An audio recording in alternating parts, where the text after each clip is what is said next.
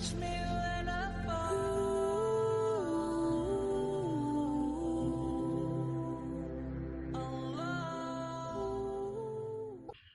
sen Allah'sın.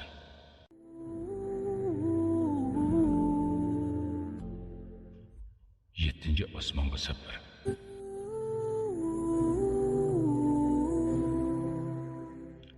Ushbu kitobning yozuvchisi Ali ibn Jabir Fidir. Uyg'urchaga tarjima qiluvchi Islom chakorlari guruhi. Çünkü sen Allah'sın. 6. qism. El-Vakil. Bendilerinin rizqiga kepil bo'lg'uchi, bendilerge menfaatlik ishlarni ularga vakolatan bajarguvchi, taqvodor bendilerning ishiga ega bo'lg'uchi, o'ziga tayangan va yo'linib iltijo qilgan bendilerga kifoya bo'lg'uchi, behojat qilg'uchi va rozi qilg'uchi zot. Agar siz Alloh bilan birga bo'lsangiz, sizning har qanday orzularingiz amaliyotga aylanadi. Barliq intilishlaringiz reallikqa ishga oshadi. Qiziqishlaringiz sizga hadiya qilinadi. Sizning ishtiyoqlaringiz sizga sovg'a qilinadi. O'zingizning ojizligini his qilyapsiz. Dunyo hamma tarafdan sizdan cho'ng tuyulib, shavqun so'rallik hayot shamoli ichida bir yupur mahkabi bo'lib qoldingizmi? Ikki qanoti sunib, yordamga muhtoj qush kabi bo'lib qolganingizni his qilyapsiz. Siz farzandlaringizdan, mol dunyoringizdan, sog'lig'ingizdan yoki hayotingizdan xatarga uchrab qolishidan qo'rqyapsiz. Undaqda siz uning huzurida omonat qo'yilgan narsalar zoya qilinmaydigan zotga omonat qo'yishni xohlamamsiz. Undaq bo'lsa keling. El-Vakil ismining nurlari atrofida asta-asta mang'ayli. Siz bu ulug' ismni yangidan tunishni boshlang. Uning ma'nolari orasiga sho'ng'ib kiring. Nafsingizni El-Vakil ismining soyalari bilan soyilantirib, ojizlikdan, andishi tashvishdan, iztirobdan qutqizing. Allohni o'zingizga vakil qilib oling. Vakil bo'lg'uchi zot. Faqat uningga tavakkul qilishingiz, faqat uningga tayinishingiz, faqat uningga ishonishingiz, hamma orzu umidlaringizni faqat uningga bog'lashingiz zarur bo'lgan zotdir.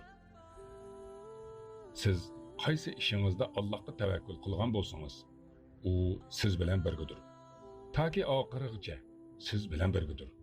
Chunki Allohga tavakkul qildingiz deganlik ishingizni oxirigacha mukammal puturishda ishonchingizni hamma ishlarga ega bo'lgan zotga qo'ydingiz deganlikdir. Yer va osmonlar u zot yo'qlikdan paydo qilib tasarruf qilayotgan narsalarning ba'zisidir. U hammani himoya qiladi, lekin himoyaga muhtoj emasdir. Alloh taolo o'zi haqida mundoq deydi: u mashriqning va mag'ribning Robbidir. Uningdan boshqa hech iloh yo'qdir. Uni o'zingga vakil qilib olgin, ya'ni homiy qilib olgin. Sura Muzammil 9-oyat. Bu oyatda mashriq va mag'ribning Robbi bo'lgan zot o'zini sizning vakil qilib tutib olishingizga buyurdi. Agar shunday qilsangiz, muvaffaqiyatga erishish uchun buningdan ortiq rohatlik, azizlik, yuksaklik va kepillik bormi? U sizdan faqat yurgingiz bilan o'ziga tayinib turib, ey Alloh, sen mening vakilimsan. Hamma ishimni sana topshirdim, sana tayandim deyishingizni xohlaydi. Yer yuzida sizni faqat o'zidan yordam so'rashga buyuradigan, faqat o'ziga tavakkul qilishga buyuradigan, o'ziga iltijo qilishni xohlaydigan biror bir boy behojat kishi bormi? Yo'q. Bundaq inson dunyoda mutlaq yo'q. Chunki hamma narsadan sizni himoya qilish, hamma narsaga qarata sizga kifoya bo'lish, har bir ishda sizga yordam berish insoniyatning toqatida yo'q. Yegona Allohlar shundoq yelaydi, shundoq qila oladi va shuningga qodir. Tavakkul. Tavakkul degan qalbiy ishonchdir. Sizni g'am tashvishlar haroratidan, hiyni nayranglar yomg'iridan, istirofliq dunyo shamollaridan saqlaydigan cho'ng soyivanning ostiga kirishga undaydi. Ammo shu soyivanning qadriga yetmaydigan, uning ostiga kirishga unumaydigan kishi bu marhamatdan mahrumdir. Siz shuni aniq bilingki, podshohlarning ulug'i, Ərbablarning büyüğü bo'lgan Allah subhanahu va taala sizga o'zini vakil tutib olishingizga buyurmoqda. Uning sizga ado qilib berish uchun bor hojatingizni uning oldiga qo'ying. Sizdan xiyonat o'qlarini to'sib qilish uchun uningga iltijo qiling. İşlerinizden en mükemmel holatda, go'zal suratda putishi uchun hamma ishingizni uningga topshiring. Bir savol bor. Bu bo'lsa-mu, yana nimani kutasiz? Ushbu fazilatni qabul qilmasligingizga yana biror sabab, bahona bormi? Yoki bu ne'matlardan ortiqroq beradigan boshqasi bormi? Yo'q. Albatta yo'q. Biz tuproqqa qo'rqinchli darajada bog'lanib qoldik. Allohning bu oyatini o'qing. Nihoyat g'olib, mehribon Allohga yo'langin. Allah seni qopqiningda ko'rib turadi. Namoz o'quvchilar orasidagi harakatingni ko'rib turadi. Shuara surasi 217, 218, 219 oyatlar. Siz o'zingizning mushkulotlaringizni, qiyinchiliklaringizni bahaktas, amalga eshi mumkin emas ishlar, ya'ni Allohga uyg'un emas deb o'ylab qolmang. Allah siz anglagan, ko'rgan, bilgan har qanday kuch-quvvatdan kuchlidir. Har qanday kuchlikning kuch-quvvatining egasi Allohdir. Shundoq bo'lgan ekan, hammadan g'olib, buyuk, kuch-quvvatlik Allohning irodasi oldida sizning qiyinchiliklaringiz, siz amalga ishi tez deb qaragan ishlar hech gap emas. Hammadan g'olib, Allohning irodasi oldida mumkin bo'lmaydigan ish, hal bo'lmaydigan qiyinchilik, yo'qolmaydigan qayg'u-alam yo'q. Yillik plan. Allah Taologa tavakkul qilgan holatingizning eng ulug'i uningga ibodat qilishingizdir. Mana shu vaqtda uningga eng cho'ng tavakkul qilgan, eng cho'ng tayangan bo'lasiz. Barliq kuch-quvvatingizdan xoli bo'lib, o'zingizda kuch-quvvat yo'qligini his qilingda, tilingizdan burun, qalbingiz bilan iyyaka na'budu va iyyaka nasta'in ne o'qing. Ya'ni senga ibodat qilamiz ve senden yordam so'raymiz dam. Dal shu vaqtda siz ibodat qilish uchun uningdan yordam so'ragan, uningga tavakkul qilgan va uningdan kuch-quvvat tilagan bo'lasiz. Allah sizni o'ziga ibodat qilishga va o'ziga tavakkul qilishga buyursa, ondan siz ibodat qilishda uningga tavakkul qilsangiz, uning sizni yordamsiz tashlab qo'yishi asla mumkin emas. Bundaq bo'lishini tasavvur qilg'ilimi bo'lmaydi. Siz kamali muhabbat bilan bu ibodatni yaxshi ko'rib turib, bu ibodatni qilish uchun Allohdan yordam talab qilsangiz, uning sizga yordam bermasligi mumkin emas. Siz Rasululloh sallallohu alayhi va sallamning bu so'zlarini ko'proq o'qing. Ey Alloh, menga seni zikr qilishimga, shukr qilishimga va sana yaxshi ibodat qilishimga yordam bergin. Abu Davud ve Nesailer rivayet kılgan. Ben sizge bu kelimelerini köproq den. Bu duanı köp kılan dedim mi? Ondaqda ben özür sorayman. Çünkü bunu köp deyişinin özülü kupayı kılmaydı. Belki bunu kündülük cedvelinizge, yıllık planınızga kırgızın. Hayat nişanınız kılıvılan. Çünkü eğer Allah sizge o işlerde yardım vermese, sizge yardım bergücü birer güç yok. Eğer Allah o ibadet zikirlerini kılışınızga yardım vermese, siz hiç iş kılalmaysınız. Eğer Allah şu işlerde sizge yardım vermese, siz dünya ahirette ziyan tartquculardan bulup kalasınız. İbn Qayyum rahimahullah deydi ki, Şeyhul İslam İbn Teymiye rahimahullah mundaq degen. En menfaatlik dua qaysiligini o'ylab ko'rsam, Allohni rozi qilishda uningdan yordam so'rash ekan. Men bu duoni Sura Fatihadagi İyyaka na'budu va iyyaka nasta'in, Sana ibodat qilamiz va sendan yordam so'raymiz degan oyatda topdim. U yana mundaq degan. Qalbga ikki kasallik yetadi. Shunisi aniqki, agar banda shu ikkilisini vaqtida tuzatmasa, halokatga tushib qoladi. Bu ikki kasallik riyo va kibrdir.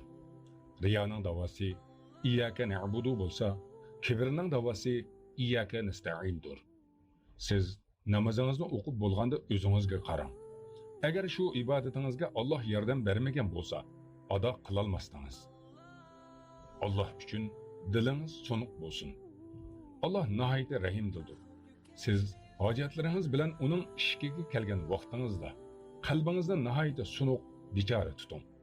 Go'yoki arishning orasida qo'rqib, pushaymon qilgan holda turgandek. Rahimlik zot sizdan shu qo'rqan, xushu qilgan holatda turishingizni xohlaydi. Shunda u sizga rahim qiladi.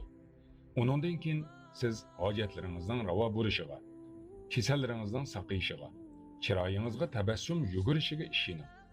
Alloh bilan birga bo'lgan vaqtingizda sizning orzularingiz haqiqatga aylanadi. İntilishlaringiz amaliyotga chiqadi. Qiziqishlaringiz o'zingizga hadiya qilinadi. İshtiyoqlaringiz siz tarafga yuzlanadi. Alloh seni qo'pqiningda ko'rib turadi. Namoz o'quvchilar orasidagi harakatingni ko'rib turadi. Sura Shuara 218-219 oyatlar. Siz uning uchun namoz o'qishga turgan, uning uchun peshoningizni yerga yiqiyotgan, uning uchun beshingizni egayotgan zot hojatlaringizni uningga bog'lashga haqliroq va loyiqdir. Shifo tepishingiz ishlaringizda uningga tayining. Qo'rqinishlaringizdan u panoh beradi. Xiyollaringizning amalga eshishiga uni yordamchi qiling. Doim ching tut Allohning org'amchisini. Cho'nglar xiyonat qilganda toparsan uni. Bir soliha ayolning o'g'li o'qishni chet davlatda tamom qilishni qaror qildi. Onasi bo'lsa o'g'li borman degan mamlakatda o'quvchilar o'z beshimchi bo'lib ketayotganini, hatto haqdan ezib ketayotganligini angladi. Lekin o'g'lini to'xtatib qilishning amalini qila olmadi. Nurg'unlagan sabablar o'g'lining chet davlatga berib o'qishiga qo'shilishga majbur qildi. Bu ayol Alloh taolaning bolasini ezib ketishdan saqlab qilishga qodir zot ekanligini biladi. Shunlashqa u har kuni namozida Alloh taolaning uning bolasini saqlab berishga duo qildi. Yillar o'tdi. Bola o'qishni tugatib qaytdi. Bola yaxshilik tarafga o'zgargan bo'lib, doim masjidga borardi. Kechalari turib namoz o'qiydi va yaxshilikqa buyruq, yomonlikdan to'satdi. Shundoq u ilgari ega bo'lmagan qimmat qarashlarga erishib kelgan edi. Vakil bo'lgan zot bu bolani zoya bo'lib ketishga tashlab qo'yarmidi. Uning onasi, "Ya Rab, bolamni saqlagin" deb duo qilib turgan tursa, "Sana tavakkul qildim, bolamni sana topshirdim. Bolamning ishida seni o'zimga vakil qildim.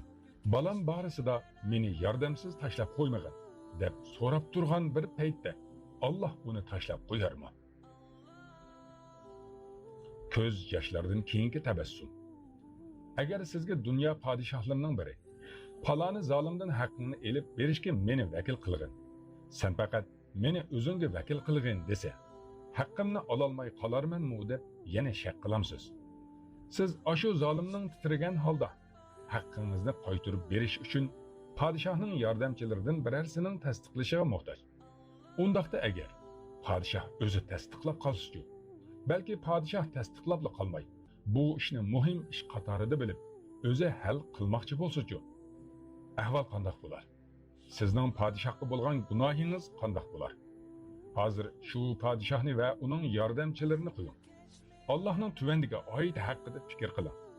Hamma ishingda o'lmaydigan mangu hayot Allohga tavakkul qilgin. Ya'ni ishlaringni uningga topshirgin, uningga tayong'in. Sura Furqon 58-oyat. Siz yuqoridagi oyatni o'qidingiz. Shuningga amal qilib tavakkul qilgan edingiz, hamma hojatlaringiz siz uchun arzimas ko'rindi. Shundaqmi? Chunki o'lmaydigan tirik zotga tavakkul qildingiz, tayandingiz. Endi ansirashga yo'l qolmadi. Ikkilanishga o'rin, ehtimollarga sabab qolmadi. Chunki siz tirik zotga tayandingiz. İşlaringizni uningga topshirdingiz. Endi Alloh hamma qiyinchiliklaringizni osonlikqa, barcha umidlaringizni, orzularingizni ofiyatga, o'y xiyollaringizni reallikqa, ko'z yoshlaringizni tabassumga o'zgartirdi. Hatto siz vafot bo'lib ketsangizmi, u o'lmaydigan tirik zotdir. Siz olmagan haqlaringizni sizdan keyin farzandlaringizga qaytardi. Siz kasal bo'lib, ahvah tartib vafot tepishga oz qolgan vaqtingizda o'zingizdan keyin farzandlaringizni o'ylab siqilmang. Chunki o'limga yuz tutgan siz bo'lasiz. O'lmaydigan tirik zot farzandlaringiz bilan birga bo'ladi. Ularga mehr shafqat qiladi, yordam beradi, rahim qiladi, baxtli qiladi. Hatto ularning hayotini siz bilan birga bo'lganidan bakroq yaxshiroq qiladi. Chunki u doim tirik, o'lmaydigan zotdir. Tavakkul qilish hayotingizdagi oksigen kabi bo'lsin. Garchi sizga birasi zulm qilmasin-mu, siz Allohga tavakkul qiling. Hamma ishingizda uningga yo'lining. Tavakkul qilish Allohni o'ziga vakil qilib olish. Faqat zolimning zulmidan qutulish yoki muayyan bir ishda yordam berishdila bo'lmaydi. Tavakkul qilish, ya'ni Allohga tayinish, Allohni o'ziga vakil qilish hayotingizdagi oksigendir. Siz oksigensiz hayot kechirishga qodir bo'la olasiz. Saq holatingizda ham Allohga tavakkul qiling. Allohga tayining. Yuragingizning normal so'qish harakati, badan a'zolaringizning harakati, qoningizning qon tomirlaringizda eqishi, siz yegan taomning badaningizning ichidagi a'zolarga yo'tkilib, uzuqlikning hamma a'zoga yetib berishi qatorliq hamma ishlaringizda Allohga tavakkul qiling. Ya'ni Allohga tayining. Hamma ishingizni Allohga topshiring. Agar Alloh ko'z qopqingizga yumilishga izni bermagan bo'lsa, ko'zingiz qurg'oqlikdan kuyib ketgan bo'ladi. Agar Alloh tilingizga ta'mni sizish uchun izni bermagan bo'lsa, hayot nazaringizda rangdorlikni yo'qotgan bo'ladi. Agar Alloh teringizga his qilish uchun izni bermagan bo'lsa, sezmasdan kesib solgan bo'lardingiz. Agar Alloh qoningizning tomirlaringizdan normal aylanishi uchun izni bermisichi, yoki qon besim yuqorilab ketgan yoki tuvallab ketgan bo'ladi. Shunglashqa saq bo'lsingizmi? Allohga tayining. Allohga tavakkul qiling. Farzandlaringizning isloh bo'lishida Allohga tavakkul qiling. Ya'ni Allohni o'zingizga vakil qiling. Allohga topshiring. Allohga tayining. Chunki siz va biz masjidda tarbiyalanib cho'ng bo'lgan bolalarning keyin dinsiz bo'lib ketganini ko'rdik. Alloh panoh bersin. Ota-onasi mol-mulkini sarf qilib, ko'ngil qo'yib tarbiyalagan bolalarning ham keyin zoya bo'lib ketganini ko'rdik. Cho'ng qarindoshlari ko'ngil bo'lgan bolalarning ham keyin ezib ketganini ko'rdik. Faqat yegona Allohlar farzandingizning qalbidagi hidoyatning o'rnini biladi. Farzandingizning qalbini iymonga to'ldirishi uchun Allohga duo qiling. Allohga tayining. O'zingizni tuvan tutgan holda, Allohga taslim bo'lgan holda, ey Alloh, mana bu mening o'g'lim. Sen mening va uning Rabbi. Uni o'zing tarafga hidoyat qilgin. O'zing tarafga boshlab qo'ygin. Uni tarbiyalashimda menga yordam bergin. Ey Alloh, agar sen menga yordam bermasang, men uni namozga buyurishnimi yaxshi qila olmayman. Agar sen uningga yordam bermasang, u namozni joyida o'qiy olmaydi.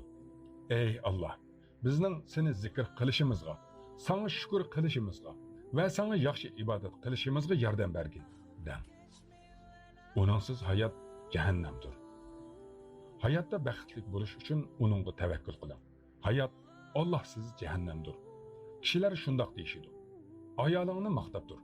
Uning o'zingga maftul qilish uchun uning bilan har xil mavzuda, hatto turmushdagi odatdagi ishlarning tafsilotlarigacha so'zlab ko'p paranglashqin. Uningga tabassum bilan qara, mehr bilan muomala qil. Shundoq qilganda qalbini ufitsan, muhabbatiga erishsan. Shundoq. Bu nihoyat to'g'ri aytilgan gaplar. Lekin yuqoridek qilishdan burun, ham qilib bo'lgandan keyin, ham shundoq qilayotgan jarayonda, ey Robbim, men uchun ayolimni isloh qilib bergin deyishni unutma. Uningdan yordam so'ra, uningga tavakkul qiling, uningga mundoq duo qiling. Hamma tabassumlarim ayolim uchun. Agar sen xohlamasang, bu tabassumlarda nima foyda? Allohga yelingan holatda yana mundoq deb duo qiling. Uning qalbi mening qo'limda emas, balki sening qo'lingda. Bizning oramizni bog'lig'in. Ya Rab, bir-birimizga nisbatan bizni isloh qil. Alloh sizdan o'zingizning ojiz ekanligingizni, kuch-quvvatingiz cheklik, imkoniyatlaringizning oz ekanligini e'tirof qilishingizni xohlaydi. Va u yegona Alloh o'zilik kuch-qudratlik ekanligini, aziz va buyuk ekanligini e'tirof qilishingizni tan elishingizni xohlaydi. Agar siz shunday qilsangiz, tavakkulning 4/3 qismini ado qilgan bo'lasiz. Agar siz shularni qilsangiz, ishingizki atrofingizdagi hamma narsa o'zgaradi. Albatta o'zgaradi. Keling, sizning hojatlaringizni, orzu-xiyollaringizni, tashvishlaringizni qo'yib turaylik. Sizni behojat, orzu-armonlari yo'q, kasal emas, g'amsiz, tashvishlardan xoli bir inson deb tasavvur qilaylik. Shundoqdimi siz Allohning sizni yaxshi ko'rishi uchun uningga tavakkul qilishga muhtoj. Siz Allohning sizni yaxshi ko'rishini xohlamamsiz. Allohning rahmati bilan sen ularga muloyim bo'lding. Agar qo'pol, bag'ri qattiq bo'lgan bo'lsa, ular cho'rangdan tarqab ketadi. Ularni afv qilgin, ular uchun mag'firat tiligin. İşte ular bilan kengashgin. Kengashgandan keyin bir ishga bel bog'lasang, Allohga tavakkul qilgin. Allah haqiqatan tavakkul qilg'ichilarni do'st tutadi. Sura Al-Imron 159-oyat. Allohning bandani yaxshi ko'rishi bo'lsa, azroq aqli bor odamning yuragi uningga oshiq bo'lib, uningga intilib, ishtiyoq qilib urudi. Uningdan boshqa iloh yo'q bo'lgan Allah sizni yaxshi ko'radi. Mana shuning o'zi Allohga tavakkul qilib, uningga bog'lanishingizga yetarlik emasmi? Siz shundoq buyuk sifatga dalolat qilguvchi ismni yaxshi ko'rishingizga kifoya emasmi? Alloh bana kifoya.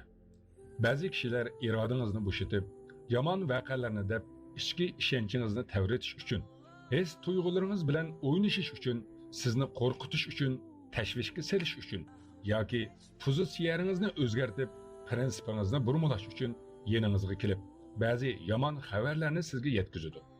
Shu paytda siz qalbingizni iymon bilan yuving. Yuqorida aytilgan gaplardan kelgan g'am, tashvishlarni qalbingizdan chiqarib tashlang va aytingki: Hasbunallohu va ni'mal vakil. Allah menga kifoya. Allah nima degan yaxshi tavakkul qiling'uchi, nima degan yaxshi vakil. Shu vaqt siz Allohning ne'mati va fazli bilan sizga biror yomonlik yetmagan holatda qaytisiz. O'ylanib turib tuvandagi oyatni o'qing. Mushriklar tarafdori bo'lgan odamlar ularga: Shak shubhisizki, kishilar, ya'ni Qurayshlar sizlarga qarshi qo'shin to'pladi. Ulardan qo'rqinglar dedi. Bu so'z ularning iymonini kuchaytirdi. Ular bizga Alloh kifoya, Alloh nima degan yaxshi homiy dedi.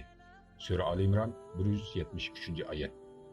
Shaksizki, sizga hargizmi yomonlik yetmaydi. Allohning izni bilan siz qutulg'ili bo'lmaydi, ozroq bo'lsa-mu yetadi deb o'ylagan yomonlikmi sizga hargiz yetmaydi.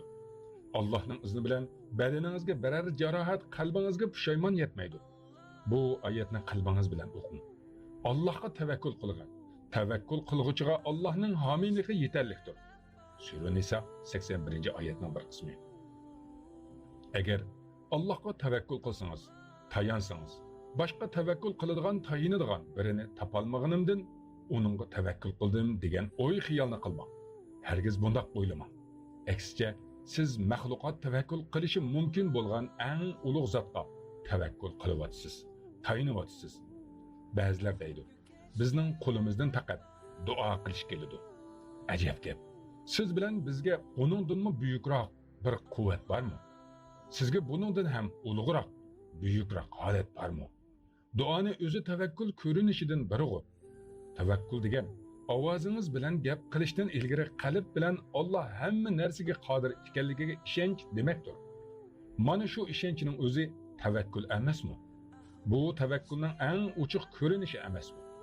Ba'zilar falonining Allohdan boshqa hech nimasi yo'q deydi. Biz deymizki, Alloh vakil bo'lishga, homiy bo'lishga yetarlik. Shundoq, agar podshohlarning podshohi, mashriq va mag'ribning egasi uning bilan birga bo'lsa, uning yana nimasi kam? Elinglar, o'zinglar butun dunyoni, qo'yinglar qalbimni azod ham g'irb, boyliqim eng ko'pdir, namrat emasman, o'ylanglar meni gar yigona bilib. Qanoatlanarlik sabab. Bilamsiz, nima uchun Allohga tavakkul qilishingizning o'zi yetarlik. Buningga bir qanoatlanarlik sabab bor. Osmonlardagi va zamindagi shay'lar Allohningdir. Ya'ni Allohning mulkidir, maxluqotidir. Hamma ishni boshqarishga Alloh yetarlikdir. Sura Nisa 132-oyat. Siz qo'rqayotgan shaxs mushu yer sharida yashamdi. Undaq bo'lsa uni Allohga topshiring. Chunki u Alloh mana shu yerning hokimi. Uning ustidan o'zi hukm chiqaradi. Sizga tahdid bo'layotgan kasallikka iloj topolmayapsiz. Bu kasallik shu yerdami? Undaq bo'lsa, uni mana shu yerning podshohiga murojaat qiling. U sizning jismingizdagi shu kasallikning bedeninizden ayrılışqa buyruq berishga qodirdir. Mushaqqatlar, g'am tashvishlar, charchashlarning hammasi mana shu yer yuzida sodir bo'layotamdi. Undaq bo'lsa, shu yer yuzining podshohiga tavakkul qiling. Shuningga tayning.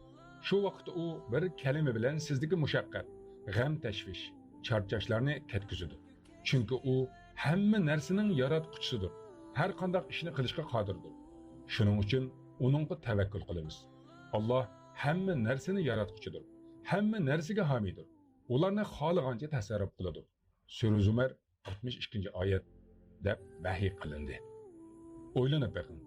Bizga Alloh kifoya. Alloh nima degan yaxshi vakil, nima degan yaxshi ega bo'lg'uchi. Biz uchun Allohdan boshqasi yo'q. U eng yaxshi vakil, tavakkul qiling'uchi zot. Uningdan ulug'roq, uningdan buyukroq, umidlikroq bir vakil yo'q. Ehtiyot qiling. Allohdan boshqasini vakil qilishdan ehtiyot qiling. Uningdan boshqasiga iltijo qilishdan ehtiyot qiling. Agar shunday qilsangiz, sizga ojizlik, kuchsizlik yetadi. Vasvasalar sizga hujum qilishga boshlaydi. Qalbingiz dunyo ishlariga bog'lanib qoladi. Alloh taolo mundaq deydi: "Ularga mendan g'ayrini vakil, ya'ni homiy qilib olmanglar" dedi. Sura Isro 2-oyat.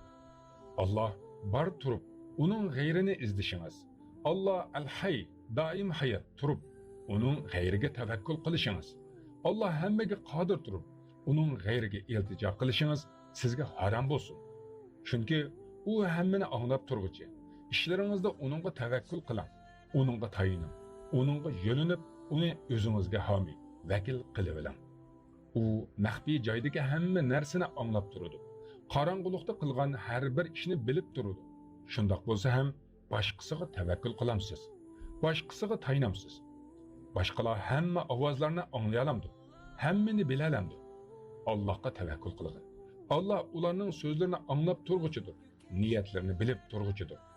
Sura Anfal 61-oyatning bir qismi. Sizga azor berayotgan bir zolim bor. U ham sizni himoya qilayotgan Rabbning yaratqiniga. Shuning uchun Allohga tayining. U sizdan ashu zolimning zulmini qaytirdi. Siz butun izzat bilan aytingki, shubhisizki mening Parvardigorim va sizlarning Parvardigoringlar bo'lgan Allohga men tavakkul qildim. Allohning boshqarishida bo'lmagan birmo maxluq yo'qdir. Parvardigorim haqiqatan to'g'ri yo'ldadir. Ya'ni adil bo'lib, hech kishiga zulm qilmaydi. Sura Hud 56-oyat. Shaytonning qo'shini va askarlari bor.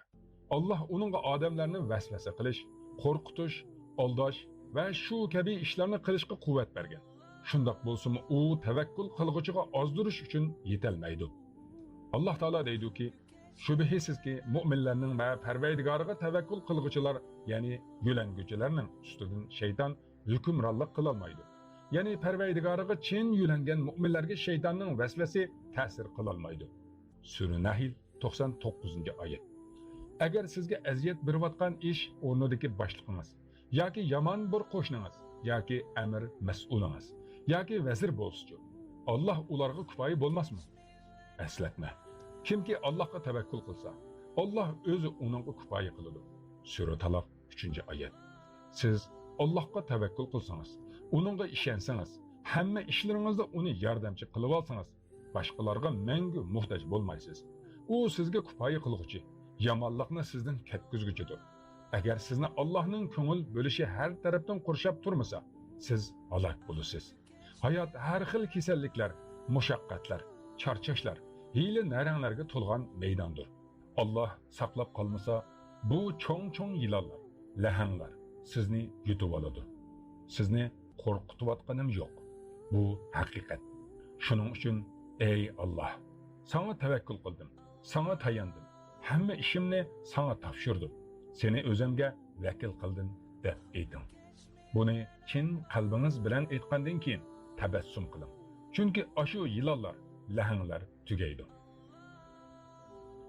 Sizga tahdid selayotgan narsalar, uydan chiqqanda sizni sirtlarda bir qanchalagan ishlar kutib turgan bo'ladi. Masalan, sizga yetishi mumkin bo'lgan alamlik bir hodisa yoki sizni kasal qilib qo'yg'uchi shamol, tushib ketishingiz mumkin bo'lgan ozg'in, sizni haqoratlab, shaxsiyatingizga takkuchi shaxs, sizga hasad qilg'uchi hasadxo'r inson, yoki sizni charchitadigan murakkab bir xizmatdoshingiz, yoki sizni ziyon tatqizadigan aldamchi bir savdogar. Lekin siz uydan chiqayotgan vaqtingizda payg'ambaringiz o'rgatgan duoni o'qing. Allohning ismi bilan boshlayman. Allohga tavakkul qildim. Ey Alloh, sana sig'inib ezib ketishimdan yoki ozdirilib ketishdan, teyilib ketishimdan yoki teyildirilib ketishimdan, zulm qilishimdan yoki zulm ko'rishimdan, nodonlik qilishimdan yoki mening nodonlikqa uchrashimdan panoh tilayman degan duoni o'qing. Ondan Allohning izni bilan tavfiq va osonlik havosidan nafas elib chiqavering. Endi hamma xavf xatarlar yo'q. Siz uxlayotgan vaqtingizda Allohga tayining. Allohga qiziqqan va qo'rqqan holatda ishlaringizni Allohga topshiring. Har bir daqiqa, har bir sekundda uni eslang. Sizni muhtoj bo'lganingizda o'ziga tavakkul qilishga buyurgan Alloh bor. Bu fursatga sal qarmang. Bu hadiyani qo'ldan chiqarmang. Bu fazilatni hamma vaqtda lozim tuting. Duo.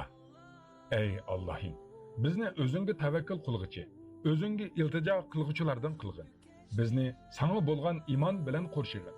Mana mushu iymonni sendan boshqa har bir narsaga bog'lanib qolishdan yuyib tozlag'uchi qilg'in. Amin.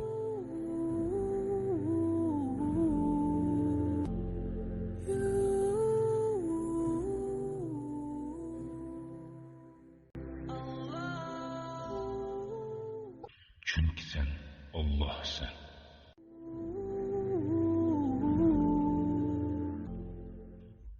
Yettinci osmonga safar.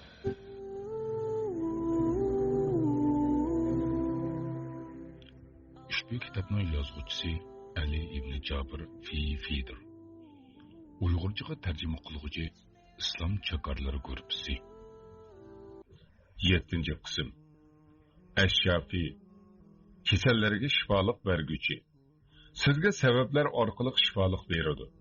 Eng oddiy sabablar bilanmi shifolik beradi. Eng yot tuyuladigan sabablar bilanmi shifolik beradi. Sabab emasda ko'ringan narsalarning sababi bilanmi shifolik beradi. Sababsiz ham shifolik beradi. Kasallik jismingizni va tiningizni azdimi? Og'riqlar charchatdimi?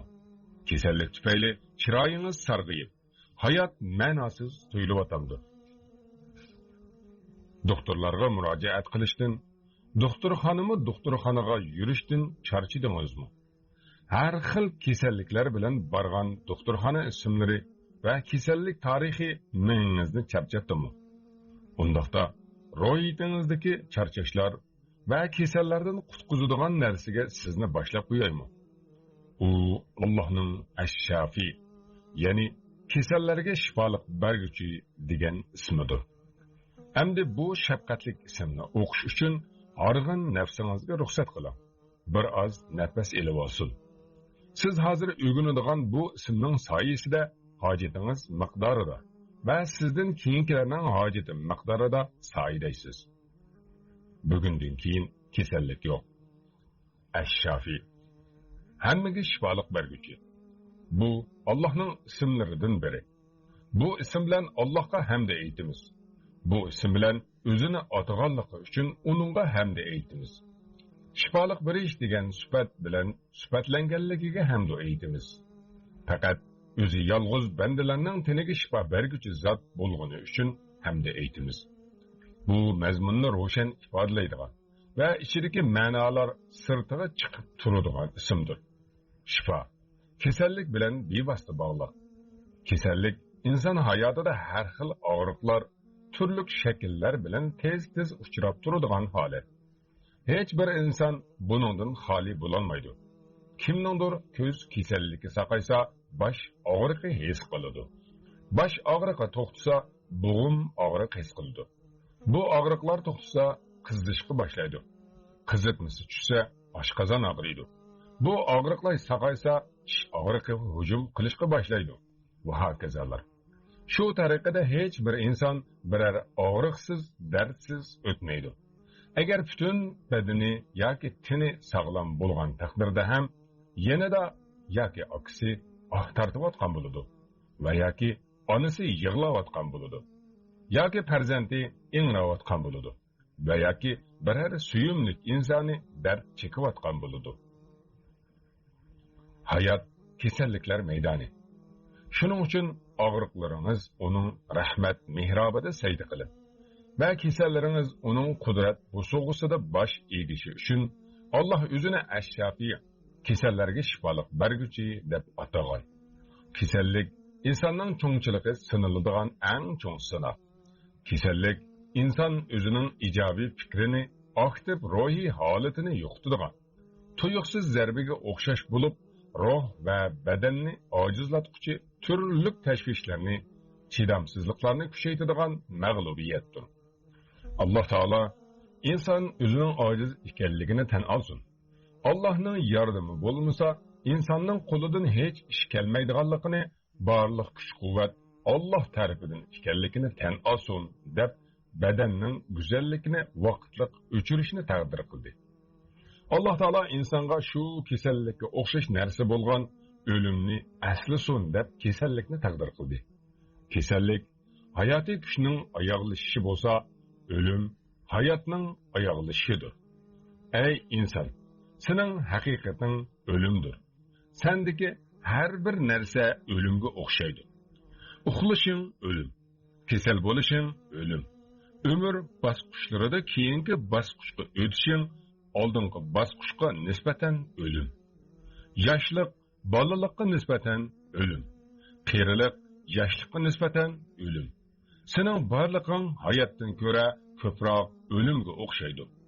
Ammo ham xiyollar bizni hech qachon o'lmayman degan ishonch bilan yashaydigan qilib qo'ydi. Shu tufayli kasalliklar bizning badallarimizga, bu hayot bu tanlarning yo'qilishiga qarab yuzlandi deb nola qiladi.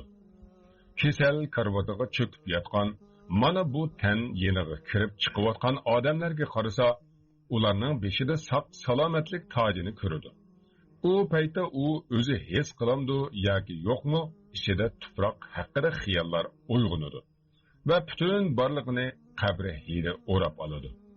Siz kasal bo'lgan vaqtda ruhingiz o'liklar bilan g'oyibona uchrashishda bo'ladi. Ko'zlaringiz, lablaringiz va sovuqdan titrayotgan a'zolaringiz ichingizda sodir bo'layotgan ishki yemirilishdan xabar beradi. İçinizdeki hayat, halingizdan xabar elish uchun kelgan insonlarga elvido deb qo'llarini silkiyotidir.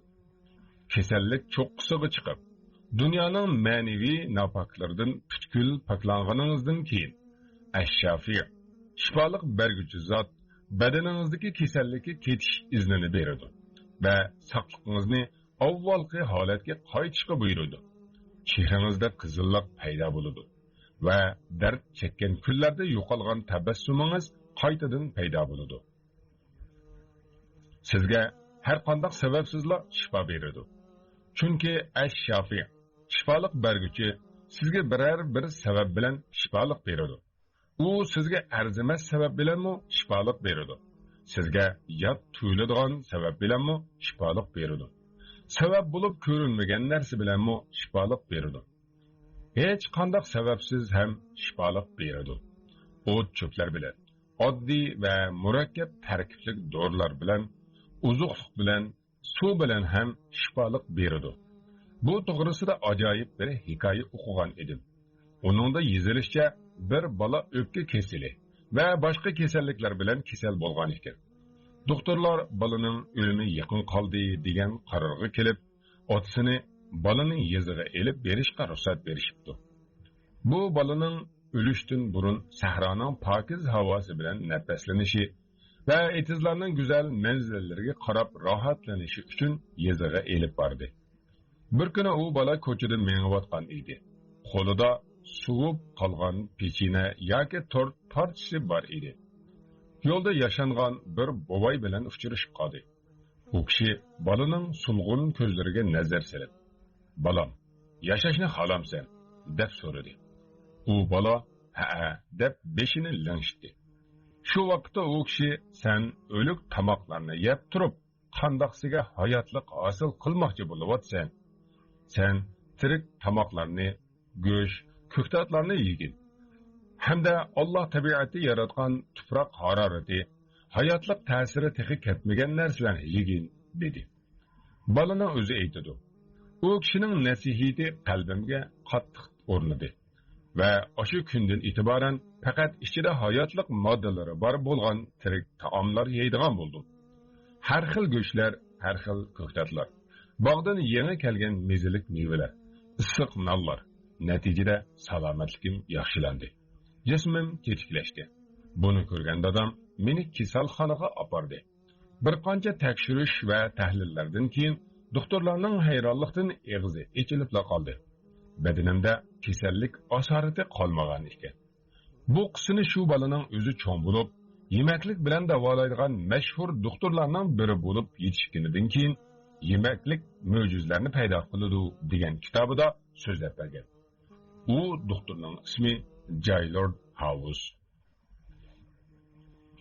Bilganingizdek, doktorlar u balani o'lib ketadi deb hukm qilgan edi. Ammo hukmi barcha hukmlardan oliy bo'lgan zot Alloh undoq hukm qilmadi. To'g'ri, doktorlar u balaning hayotini yezida oxirlashni xohladi. Ammo Alloh taolo buni xohlamadi. Ha, shifokorlar u balani davolashdan ojiz edi. Ammo Alloh taolo ojiz kelmadi. Hem hergiz ojiz bo'lmaydi. Bilmaysiz. Shifolik sirlarini ko'ktatlar, go'shtlar va boshqa o'simliklar shundoqla dunyodagi eng kambag'al insonning qurbi yetadigan narsalarda mujassam qilib qo'ygan kim? U Ash-Shafi, shifolik berguchi Alloh subhanahu va taolodir. Balkim sizga siz to'ymagan holatda biror bir kasallik yetgandir. Siz o'zingiz bilmagan holda kasallaringizga shifo bo'ladigan biror narsani yeb saqayib qolgan bo'lishingiz mumkin. Siz kasal bo'lasiz. U shifo beradi. Demak, siz kasal bo'lasiz, saqaysiz. Lekin na kasal bo'lganingizni, na shifo topganingizni bilmay yuraversiz. Gohida Alloh subhanahu va taolo shifoni so'g'ib qilib qo'yadi. Zamzam suyi nima uchun, nimani niyat qilib ichilsa, shuning bo'ladi va u ochliqqa taom. Och qolganda taom bo'lib, qo'rsqini to'ldiradi, dardga shifo, kasal bo'lganda shifo bo'ladi degan hadislarni har birimiz yod bilamiz. Kasallik holidan ketkizayotgan qanchilgan insonlar ushbu muborak suni ishganligi sababli Allohning izni bilan shifo topgan.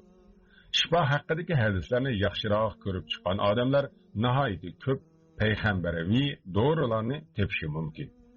Shundoq dorilarning bir qismini Ibn Qayyum rahimahulloh payg'ambar tibobati kitobida jamlagan. Bundoq dorilar misol hisobida qistal hindi yoki qistal bahri yiltizlari, kala suti va yig'i, sana va sanud, siyadan talbina, ya'ni pishirib suqilgan arpini sut bilan qo'shib, necha minut qaynatib, keyin asal qo'shib tayyorlanadigan sho'rba bo'lib, payg'ambar tibobatida qayg'u alam hasratini yeniklatadi deyilgan. Shuning bilan birga kechida namoz o'qish qatorliqlar. Ularning har biri haqida sahih hadislar mavjud.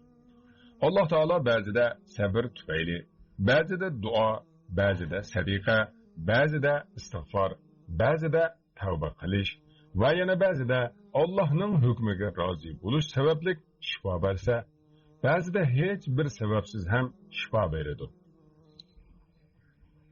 Nur qaytib keldi. Tabuk shahrida Podshoh Abdul Aziz shifoxonasidagi diniy ishlar bo'limida o'ltirgan vaqtimizda oldimizga bir kishi keldi. Uning yuzini aloqazodilik bulutlari qoplagan bo'lib, shu daqiqada biz ham tabassumimizni yo'qotgan edik. Biz uningdan nimish bo'lganini so'radik. U bir hodisa sababli o'g'lining ko'zi ko'rmas bo'lib qolganini, hozir doktorxonaning ustungi qavatida hushsiz yotganligini dedi. Bu xabardan biz qattiq qayg'uga patdik. Endi bu bechora otaning qalbi qanchalik ezilganini izohlashga so'z ojiz. Umid ko'zlari bilan bizga qarab, "Biransinglar men bilan birga chiqib, o'g'limga Qur'on o'qib dam solsanglar. Alloh taolo shu sababli shifo bersa" dedi. Shirkim darhol o'rnidan turib, uning bilan chiqib ketdi. Keyin birer soatlar o'tib qaytib kelib, uning o'g'liga dam silib, sabrga tavsiya qilganini hamda uningga kasallaringlarni sadiqa bilan davolanglar degan hadisni eslatganini aytdi. Sherikim mundoq deydi. Shuning bilan u dada yanchuqidan 500 riyal chiqarib, shu pulni shifo niyatida o'g'lim nomidan sadiqa qiling debdi.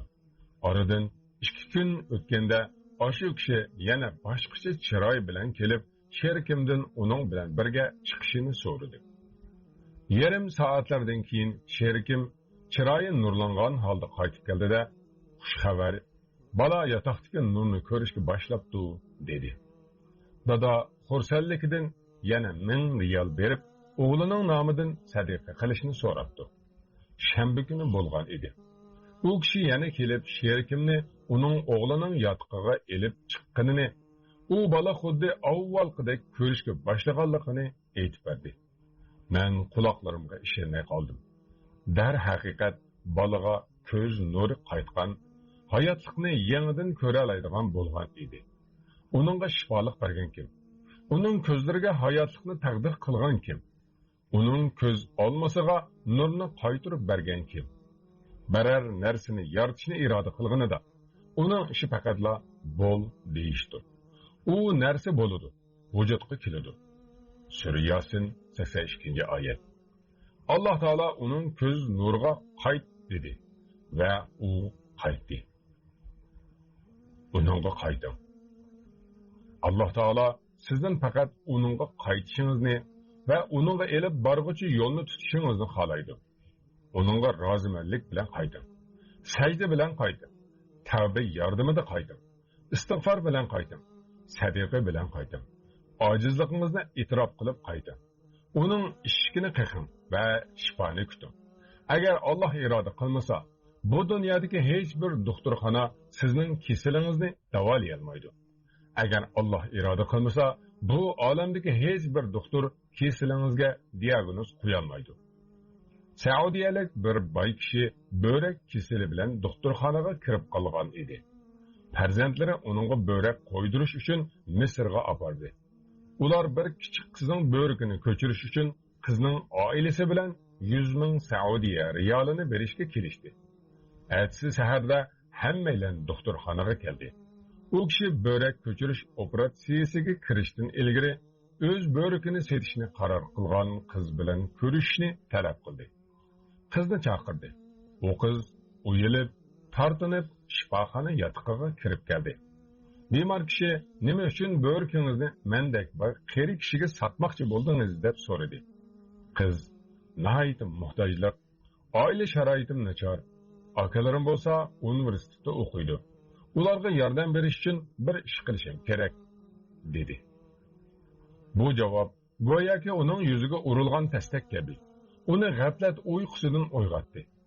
Bu boy kishi o'zidan so'raydi. İnson hayot ehtiyojlari uchun, yashash uchun, yeyish uchun o'z jismining bir qismidan, hayotining bir parchasidan kechishi aqlga sig'amdi. Shu hamon o'g'illarini chaqirdi.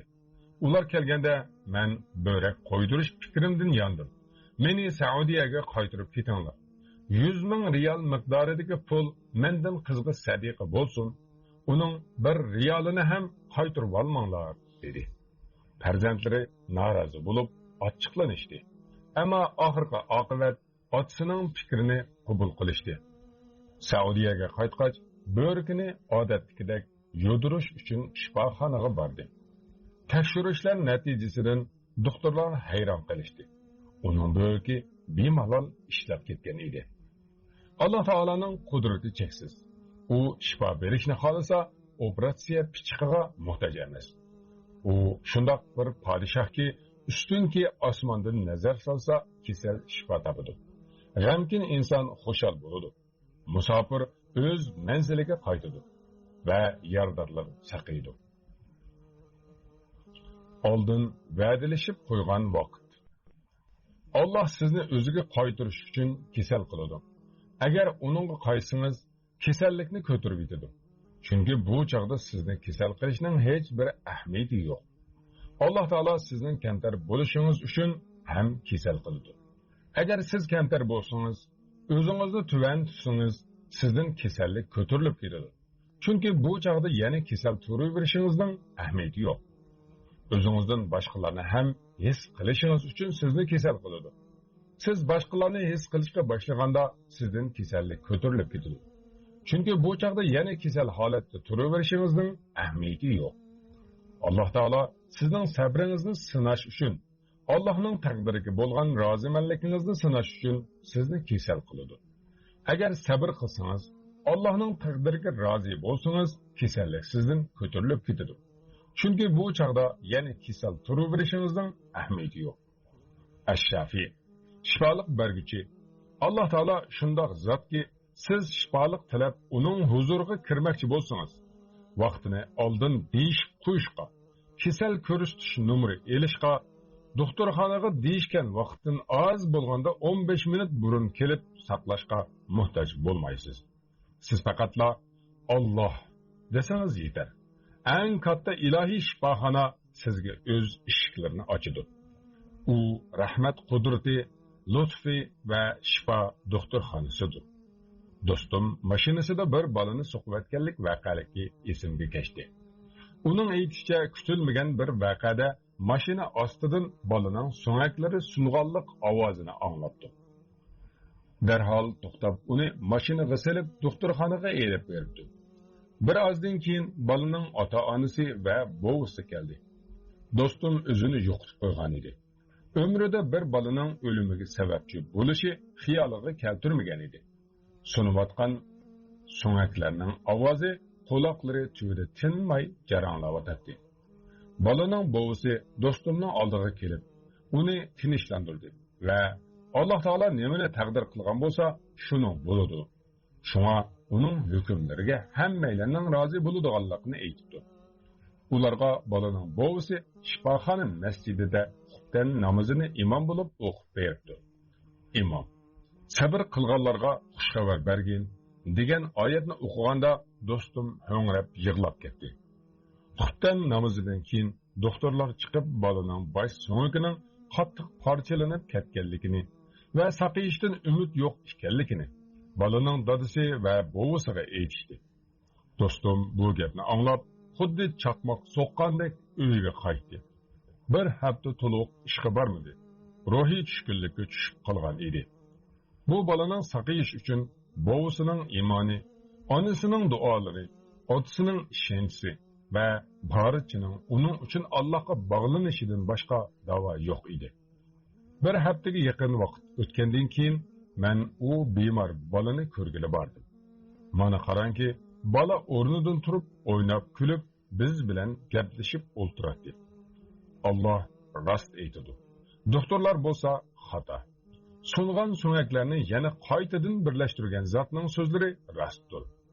Alloh rahmatidan kishilarga ochgan narsani hargizmi to'sib qolg'uchi bo'lmaydi. Sura Fatir 2-oyat. Sunib chechilib ketgan so'ngaklarni kim qaytadan jamlay oladi? Eğer ahvoldagi bolaning yuziga tabassumni kim qaytara oladi? Kim qabri eshiklariga yaqinlashib qolgan jasadga qaytadan ruh puflashga qodir? Bu ishlarga faqat Alloh taolo o'zi yolg'iz qodir. Bir chekit qo'ying. Mana bu payg'ambarlar otasi İbrahim alayhissalom bo'lib, Rabbiga sog'lom qalb bilan yuzlandi. Shirkning har qanday zarrasidan xoli bo'lgan sog'lom qalb bilan ba'zida bu qalb ojiz qalb bo'lib qolishi mumkin. Mo'min buningdagi darsni tushunadi va doim tirik bo'lgan, mangu o'lmaydigan Allohga iltijo qiladi. Agar men og'rib qolsam, u menga shifolik beradi. Sura Shuara 90-oyat. Yolg'iz o'zila shifolik beradi. Uningdan boshqa menga shifolik beradigan zot yo'q. Mana bu yerda bir chekit qo'ying. Agar u sizga shifo berishni iroda qilsa, boshqasiga muhtoj bo'lmaysiz. Lekin u xohlamasa, boshqa hech kim sizga foyda bera olmaydi. Ayyub alayhissalomning badaniga qizil chechak to'lib ketdi. Kesili bara-bara kuchayotdi. Qarindoshlari yuz o'rdi. Mol-mulklari ham qolmadi. Saqiyib ketishga eng ko'p ishongan insonlar ham umidlarini uzdi. Ammo u zot Allohga bo'lgan iymoni tufayli sabr qildi. Sabab umid qildi. Badanidagi og'riqlar ko'payib Ayyub alayhissalom bo'lsa, Rabbining hukmiga rozi bo'lib sabr qildi. Bir necha yillik sabrdan keyin tillaridan Rabbiga zorlangan holda beshini akkan, qalbi iymonga to'lgan insonning duosi chiqdi. Haqiqatan meni bola, ya'ni qattiq kasal o'rib oldi. Sen eng marhamatliksan deb duo qildi. Sura Anbiya 83-oyat. Shu hamon osmonning rahmat eshiklari ochildi va 7 osmon ustidan ushbu g'am, tashvish va mushaqqat ichidagi inson uchun oliy hukmlar tushdi. Necha yillik azoblar oyoqlashgan edi. Chunki endi shifo davri kelgan edi. Nima uchun uningdan boshqaga borasiz? Nima uchun boshqaga yolvorasiz? Nima sababdan atrofingizdagi o'tkinchi insonlarga ishonasiz-yu, mangu o'lmaydigan zotni unutasiz? Kim sizga shifoning boshqa yo'l bilan kelishi haqidagi yolg'onga ishondirdi? Sizni onaning qo'rsqidan osonlik bilan chiqarib, uning ko'krigida siz uchun rizq yaratib, uningdan uzuqlanishingiz uchun lavlaringizni ishlatishni bilmagan holatingizda uni o'gitib qo'ygan zotni qandoqmi asdan chiqardingiz? Sizni bag'riga biz parvish qilishi uchun onangizning qalbiga mehr silib qo'ygan zotni unutdingizmi? Shu qadar tez yodingizdan chiqdimi? Uningdan behojat bo'lish mumkin deb o'yladingizmi? Mana Alloh subhanahu va taolo kasallik yordamida sizning dastlabki kunlaringizni yodingizga silib, sizga "Menga qayt. Seni yo'qdan bor qilganga o'xshash, yana o'zim yolg'iz badaningdagi kasalni ko'tarib etaman" demoqda. Rozimanlik. Balkim bu kasallaringizning davosi o'ylaganingizdan ham yaqinroqdir. Mana Ayyub alayhissalomga yerni tepirish buyurilmoqda. Uningga putung bilan yerni tepkin dedi. U putu bilan yerni tepivdi, suzuk bir buloq etilib chiqdi. Biz uningga bu yuyunsimi bo'ladigan, issimi bo'ladigan sovuq sudur dedik. Sura 42-oyat. Kasalning davosi u zotga yaqin edi. Shifo sabablarini qo'llanishdan Allohning xolishi to'sib turdi xolos. Allah xoliga vaqtda Ayyub alayhissalom o'z kasallarining davosining joyini bildi va Alloh taolaning izni bilan kasaldan saqaydi.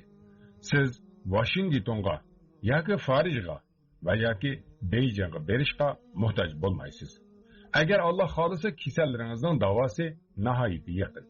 Faqatla qalbingiz bilan Rizo shahriga safar qiling. Davoyingiz o'zingizda, lekin sezmaysiz. Dardingiz o'zingizda, lekin ko'rmaysiz. Allohdan rozi bo'lsangiz, Alloh o'zi sizni rozi qiladi. Kasallik rozilikning eng og'ir imtihonidir. Agar shu imtihonda javobingiz rozilik bo'lsa, natija sizni rozi qilguvchi bo'ladi. Ba'zilar so'raydi: "Men qandoqmi kasallikka chidayman?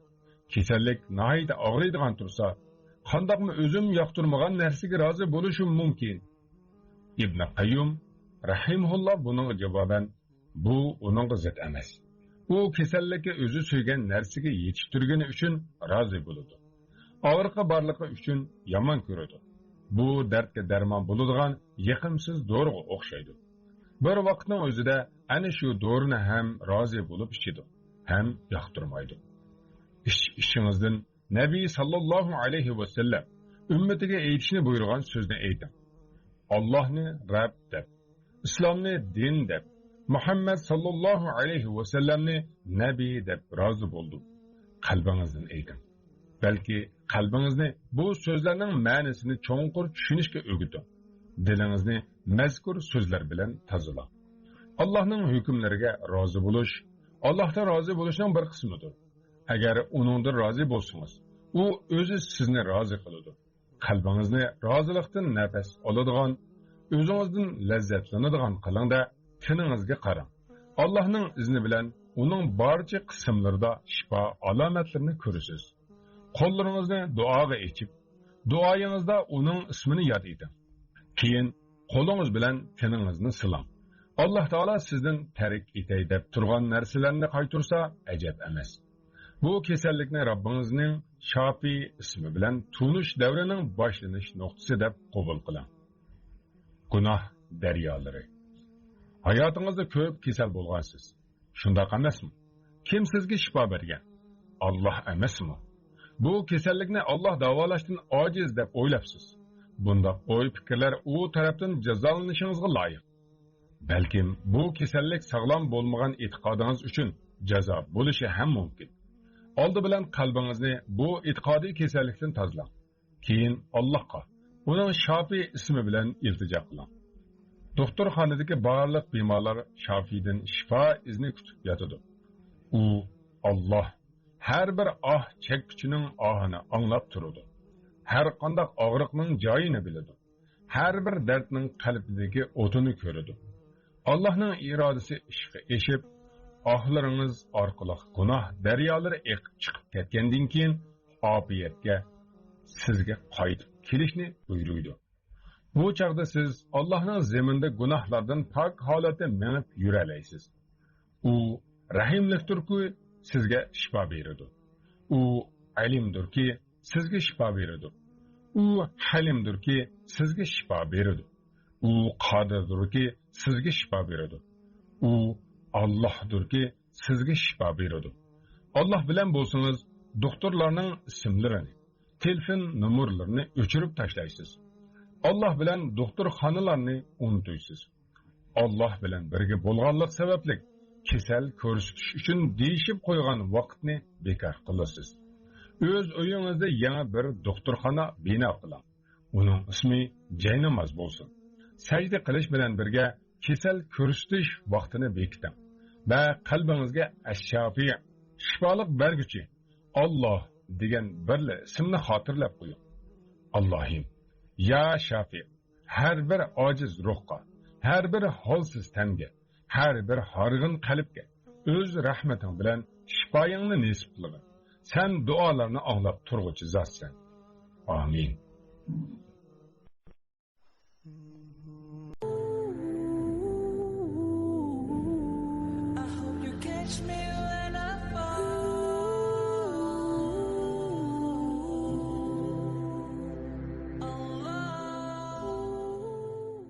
Çünkü sen Allah'sın.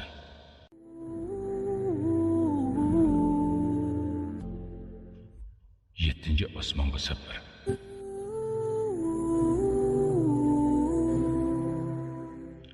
Ushbu kitobning yozuvchisi Ali ibn Jabir Fidir. Uyg'urchaga tarjima qiluvchi Islom chakorlari guruhi. Çünkü sen Allah'sın. 8. qism. Ash-Shakur. Az yaxshilikqa ko'p ajr mukofot berguchi. Siz ilgari birarisiga yaxshilik qilsangiz, u sizning yaxshiligingizni inkor qilib, yaxshiligingizni shu hamon unutib ketgan. Hatto siz qilgan yaxshilikning alomatlari uning chiroyida aks etmay, burunqidek qopqini turib yurgan ahvol bormi? Bu nihoyat ichinishli bir ahvoldir. Hayot mana mushundoq. Rahmat kelimasini tunimaydigan kishilar bilan to'lgan. Bular Alloh sizga yaxshilik ato qilsin degan so'zni mu joylab aytolmaydi. Tabassum qilish ularning nazarida g'ayib ilm hisoblanadi. Ular bilan qaringiz bo'lmasin. Chunki sizning hayotingiz ularni malomat qilish yoki ular shundoq yashashni tanlagan inkor qilish holatlarini tafakkur qilib zoya qilgudek uncha uzun emas. Ular cheyligan qalb gullaringizni gullatish uchun Ash-Shakur, az yaxshilikqa ko'p ajr mukofot berguchi zotga yuzlaning. Allohning Ash-Shakur ismi bilan yashang. Bu ulug' ismning soyasida o'ylaning. Bu katta ismning ma'nolari bilan jafoliq hayotning iznolarini o'chirib tashlang. Agar u sizga bersa, sizni hang-tang qoldirdi. Allah subhanahu wa ta'ala bendisining ilgari qilgan yaxshi amallarga ko'p yaxshilik mukofotlarini beradi. Yaxshi amal degan so'zning chegirasi yo'qdir. Bu so'z o'zining buyukligi va kengligidan osmon bilan zaminning orasini to'ldirg'ili tas qoladi. Allah subhanahu wa ta'ala sizni bu yaxshi amalga buyuruydi. Agar siz bu yaxshi amalni qilsangiz, dunyo oxiratda siz uchun yaxshilik bor. Allah subhanahu va taala bu yaxshi amalga sizni boshlab qo'yganligi uchun, uni qilishni sizga osonlashtirib berganligi uchun, bu yaxshi amal bilan sizning ahvolingizni yaxshilab qo'yganligi uchun sizning shukr aytishingizga loyiq emasmi? Lekin Alloh o'z karimi fazli bilan bu yaxshi amalni qilganligingiz uchun sizga shukr aytadi. Ya'ni bu amalingizga sizga ajr yozadi, yaxshilik ato qiladi. Esillikda buningga o'xshash yoki hech bo'lmasa buningga yaqin keladigan bir esillik bormi? Allohning sizga shukr aytishi qandoq? Bu javobini topolmasdan ömürler zoya bo'lib tugaydigan savoldir. Allah subhanahu va taolaning zotini ko'zlar bilishga qodir bo'lolmagandek, uning ism sifatlarining qandoq ekanligini bilishga aqllar qodir bo'lolmaydi. Garchi shundoq bo'lsa-mu, biz tafakkur qilish va o'ylanish bobidan bu ulug' ism bilan bo'lgan safarimizni boshlaylik va hayotimizdagi bu ismning soyalarini yo'rtib chiqaylik. Ash-shakur. Allah yaxshi amal qilgan bandalarga shukr aytdi dedi. Qandoq shukr aytdi? Gunohlarni mag'firat qiladi, ayib nuqsonlarini yopadi, yaxshiliklarni to'liq qiladi, ajrini katta qiladi. Sog'lomlik, xotirjamlik, farzand, mol-mulk va tinch hayot ato qiladi. Yaxshi nom atoqni rizq qilib beradi. Duolaringizni ijobat qiladi. Sizga o'zining yaqinligini his qildiradi. Sizni o'zi bilan xotirjam qiladi. Kasallaringizga shifolik beradi. Vaholanki boshqalar bo'lsa, mushu kasal sababidan o'lib ketgan edi. Sizdan musibatlarni ko'tarib o'tadi. Vaholanki buningdan yenik bo'lgan musibatlar boshqalarning holini qo'ymagan edi. Sizni haqqa hidoyat qiladi. Vaholanki ko'pincha kishilar haqdan ezib ketgan edi. Sizni haqda mustahkam qiladi. Vaholanki sizdanmi zirakrak bo'lgan, sizdanmi ilmlikrak bo'lgan va islomga sizdanmi burunroq kirgan kishilarning qalblari bu haqdan qayib ketgan edi. Matematikalik tanglama, o'qing va xiyol qilib beqing.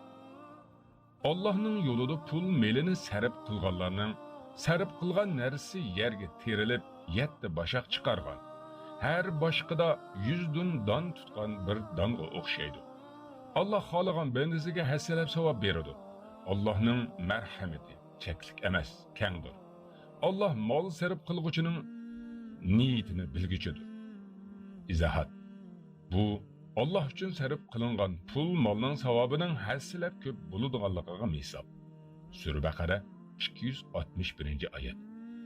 Bu daqiqa hammasi emas. Allah xohlagan bandasiga hassalab savob beradi. Subhanalloh. Bir tal donchilik amal Allohning fazli karimi va rahmat aytishi bilan ajr va savobda 700 donchilik amalga o'zgaradi. Qandoqmi bir tal amal 700 amalga teng bo'lsin ha? Bir yaxshi amalni qilsangiz, shuning o'xshida ajrga loyiq bo'lasiz. Lekin Alloh subhanahu va taolo uni 700 hassa ko'paytib beradi. Xohlagan kishiga uningdan ko'p beradi. Allohning karimi saxiyligi bilan matematikalik masalalarni o'zgaraydi. Chunki bu saxiylik matematikalik tanglamalarga bo'ysunmaydi, balki ilohiy fazil ihsonga bo'ysunadi. Subhanalloh. Agar u sizga bersa, sizni hang-tang qoldiradi. Sizni hurmatlasa, sizni hayron qoldiradi. Hammadan ulug' zotning ata ihsoniga erishmagan, hammadan hurmatli zot hurmatlik qilishi bilan hurmatlik bo'lmagan kim bor ekan? Biz hayotimizning har bir daqiqasida, balki har bir daqiqaning har bir sekundlarida hisoblash mumkin bo'lmaydigan ata ihson va sovg'alarni kutib olamiz. Kitobda bayon qilgan. İlgari o'tgan payg'ambarlar yaxshi amallarni qilgan. Allohning kalimasini da'vat qilish uchun tirishgan edi. Allah ularning nomini ustun qildi. Ularni agishiladigan ulgulardan qildi. Ularning qissasini o'zining eng ulug' kitobida bayon qilish orqali mangulik qissalardan qildi. Ularning yuz obro'yini qo'rdiki, hech bir kishiga ularning qadr qimmatini tuvallatish yoki ularga qarata yomon o'yda bo'lishga ruxsat qilmadi. Mana bular ularga Alloh ash-shakur, oz yaxshilikqa ko'p ajr mukofot berguchi degan sifati bilan Allohning ko'p rahmat aytqanidir. Ularning qissasining bayoni Allohning kitobida alohida tilga e'longan.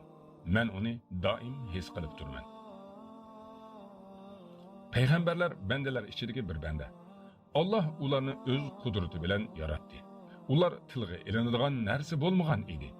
Ondan Allah ular haqida kitobida mundoq deydi: Ey Muhammad, kitobda, ya'ni Qur'onda İbrahim qissasini bayon qilgan. U haqiqatan to'limi rostchil payg'ambar edi. Sur Maryam 41-oyat. Kitobda, ya'ni Qur'onda Musa qissasini bayon qilgan. Shubhisizki u Allah ibadetiga xos qilgan ham rasul, ya'ni elchi, ham payg'ambar edi. Sur Maryam 51-oyat. Ey Muhammad, kitobda, ya'ni Qur'onda İsmoilning qissasini bayon qilgan. U haqiqatan va'dasida rostchil, ham rasul, ham payg'ambar edi. Sur Maryam 54-oyat. Kitobda, ya'ni Qur'onda İdris qissasini bayon qilgan. U haqiqatan rostchil payg'ambar edi. Sur Maryam 56-oyat. Biz Ayyubni haqiqatan savrchan bayqadik. U nima degan obdan banda. Haqiqatan u Allohga tavba bilan yuzlangichidir. Sura Sad 44-oyat. Katta büyük padişah Allah öz fazlidan bo'lgan bir bandini u nima degan yaxshi banda deb maqtavadı. Ya Allah, agar u birazini hurmatlashni xolasa, katta büyük padişah Allah öz bandalaridan bo'lgan bir bandini u nima degan yaxshi banda deb maqtavadı. Ya Allah, agar u birarsini hurmatlashni xolasa, nima degan katta hurmatlaydi ha? Allah Taala'nın Peygamberimiz Muhammed Aleyhisselam'ның amelleriga qandoq ko'p yaxshilik bilan mukofot berganligiga qarab beqing. Parvardigorning rahmatini ular taqsim qilib beramdi. Sura Zuhruf 32-oyatning bir qismi. Allah payg'ambarlik vazifasini qayerda qo'yishni biladi. Sura An'am 124-oyat. Payg'ambar Aleyhisselam'ni elchilikka xos qildi. Allah sizni insonlardan qo'g'daydi. Sura Maide 64-oyat. Allah Taala Peygamber Aleyhisselam'ның bütün hayatida onun bilan birga bo'ldi. Siz haqiqatan büyük axloqqa ega. Sura Qalam 4-oyat. Peygamber Aleyhisselam'ni eng güzel axloq bilan sifatladi. Belki yana qarang. Allah Taala azon bilan takbirda Peygamber Aleyhisselam'ның ismini o'zining ismiga yaqin keltirdi. Shoir Hassan mundoq deydi: 5 namazda muazzin etqinida ashhadu payg'ambarning ismini Allah keltirdi juplab. Mahmud Arish egisi uning ismi Muhammad, o'z ismidan uningga berdi Allah hurmatlab. Sahabalar dinga yordam berish uchun jonlarini, umrlarini, mollarini sarf qilgan edi. Allah ularga rahmat aytib, ularning yaxshiligiga mukofot berish yuzidan ular haqida yomon gap qilishni munofiqlikning sifati qildi. Ulardan rozi bo'ldi. Amallarining ajrini hassilab berdi. Ularni ayirib qo'ymasdan hammasiga yaxshilikni va'da qildi. Ularning yashagan davrini dunyodagi eng yaxshi davr qildi. Alloh taolo ular haqida mundoq deydi: Allah mu'minlardan haqiqatan rozi bo'ldi. Ey Muhammad, o'z vaqtida ular Hudaybiyada daraxt soyasida ostida sana bay'at qildi. Sura Fatih 18-oyatning bir qismi. Umumiy sahabalarning fazilati va ayrim ismi tilga elingan sahabalarning fazilati haqida kelgan hadislar nihoyat mashhur bo'lib, aslimakchi bo'lgan kishilarga oshkordir. Buning hammasi sahabalarning payg'ambar alayhissalomni tasdiq qilganligi, jihad qilganligi, tirishchanlik qilganligi uchun Ash-Shakur ismli Allohning ularga qilgan shukrisidir. Ularga bergan mukofotidir. Zarra eg'irligida Allah Taala yaxshi ish qilguvchiga o'zining saxiligi, izzati, buyukligiga loyiq ravishda ko'p ajr mukofotlarni beradi. Chunki u Ash-Shakur zotdir. Ya'ni oz yaxshilikqa nihoyat ko'p mukofot berguchi zot. Siz bir amalni qilsangiz, u birning kaynidan yana ko'p yaxshiliklarni ato qiladi. Allah Taala ixlos tepilishi va to'g'ri bo'lish sharti bilan cho'ng amalga kichik amalga ajr mukofot berib beradi. U büyük amallarga ajr mukofot bermasdan, balki zarra miqdoridagi kichik amalga ajr savob beradi. U amalni o'stirib ko'paytib beradi. Kimki zarrachilik yaxshi ish qiladi ekan, uning mukofotini ko'radi. Sura Zilzal 7-oyat. Qara, bir ayolni yerim xurma jannatga kirgizdi. Yana bir fohish ayolni bir itni sug'urib qo'yganligi jannatga kirgizdi. Üçüncü kishi bo'lsa, butun hayotini gunohda o'tkazgan edi. Allohning azoblashidan qo'rqib, bolalarga o'lib ketsam, jasadimni ko'ydirib, kulini so'rib etinglar dedi. Allohdan qo'rqqanligi bu kishini jannatga kirgizdi. To'rtinchi kishi bo'lsa, faqat bir talla yaxshiligi bor kishi bo'lib, u o'zining hamrohiga sadiqa qilgan edi. Beshinchi kishi bo'lsa, 100 kishini o'ldirib, tavba bormi deb hijrat qilgan edi. Alloh ularni jannatga kirgizdi. Ash-shakur. Allohning shukrisining jumlasidan sadiqa qilguvchining savobini mushu dunyoda tiz berishidir. Ya'ni u kishiga barakatni rizq qilib beradi. Ne'matlarni mo'l qilib beradi. Bu Allohning shukrisidan emasmi? Payg'ambar alayhissalom mundaq deydi. Alloh taolo bandasining sadiqasini o'ng qo'li bilan qabul qiladi va uni taychoqni tarbiyalab o'stirgandek o'stirdi. İmam Buxoriy rivoyati. Mana bu Allohning bandasining itoat qilganligiga xushal bo'lganligi, shukr qilganligi, ya'ni oz yaxshiligiga ko'p mukofot berganligidir. Sharqiy mantiqada turadiganlarning biri 10 yil ilgari biz dangliq bir savdo saroyida turganda shu savdo saroyining xo'jayini haqida mundaq degan. Bu savdo saroyining xo'jayini aslida odatdagi xizmatchi bo'lib, uy sotib olish uchun oylik pulini yig'atdi. Uning ayolimi shu maqsadda oylik pulini yig'atdi. Her ayol yıqqan pul ular ko'zlagan miqdorga yetishga oz qolganda bir kuni er kishi masjidda namoz o'qib bo'lib, bir da'vatchining masjid bino qilish haqida va'z so'zlab, kimki Alloh rizoligi uchun masjid bino qilsa, garchi u kaptar qapizichilik kichik bo'lsa-mu, Alloh uning uchun jannatda bir uy bino qiladi. Ibn Majah rivoyati deganligini anladi. Bu kishi uyga qaytib ayoliga uy alamiz deb yiqqan mablag'ning hammasiga masjid salmoqchi bo'lganligini aytdi. Ayoli xushallik bilan o'zi yiqqan pulni berib, bu yaxshi amalga meni sherik qiling dedi. Xiyol qilib baqing. Ular amalga oshirish uchun necha yillar qon ter oqqizgan planini birdamda o'zgartdi.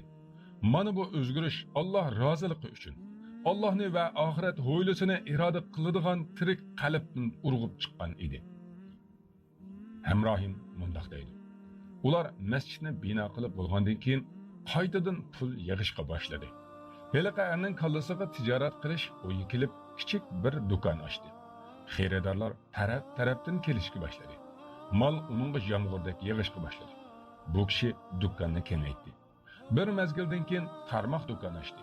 Ondan ikkinchisini, keyin uchinchi tarmoq do'konni ochdi. Hozir uning sharqiy mantiqida 13 tarmoq do'koni bor. Bu 10 yillar ilgirki gaplar edi. Ash-shakur. Az yaxshilikqa ko'p mukofot berguchi. Alloh pakdir.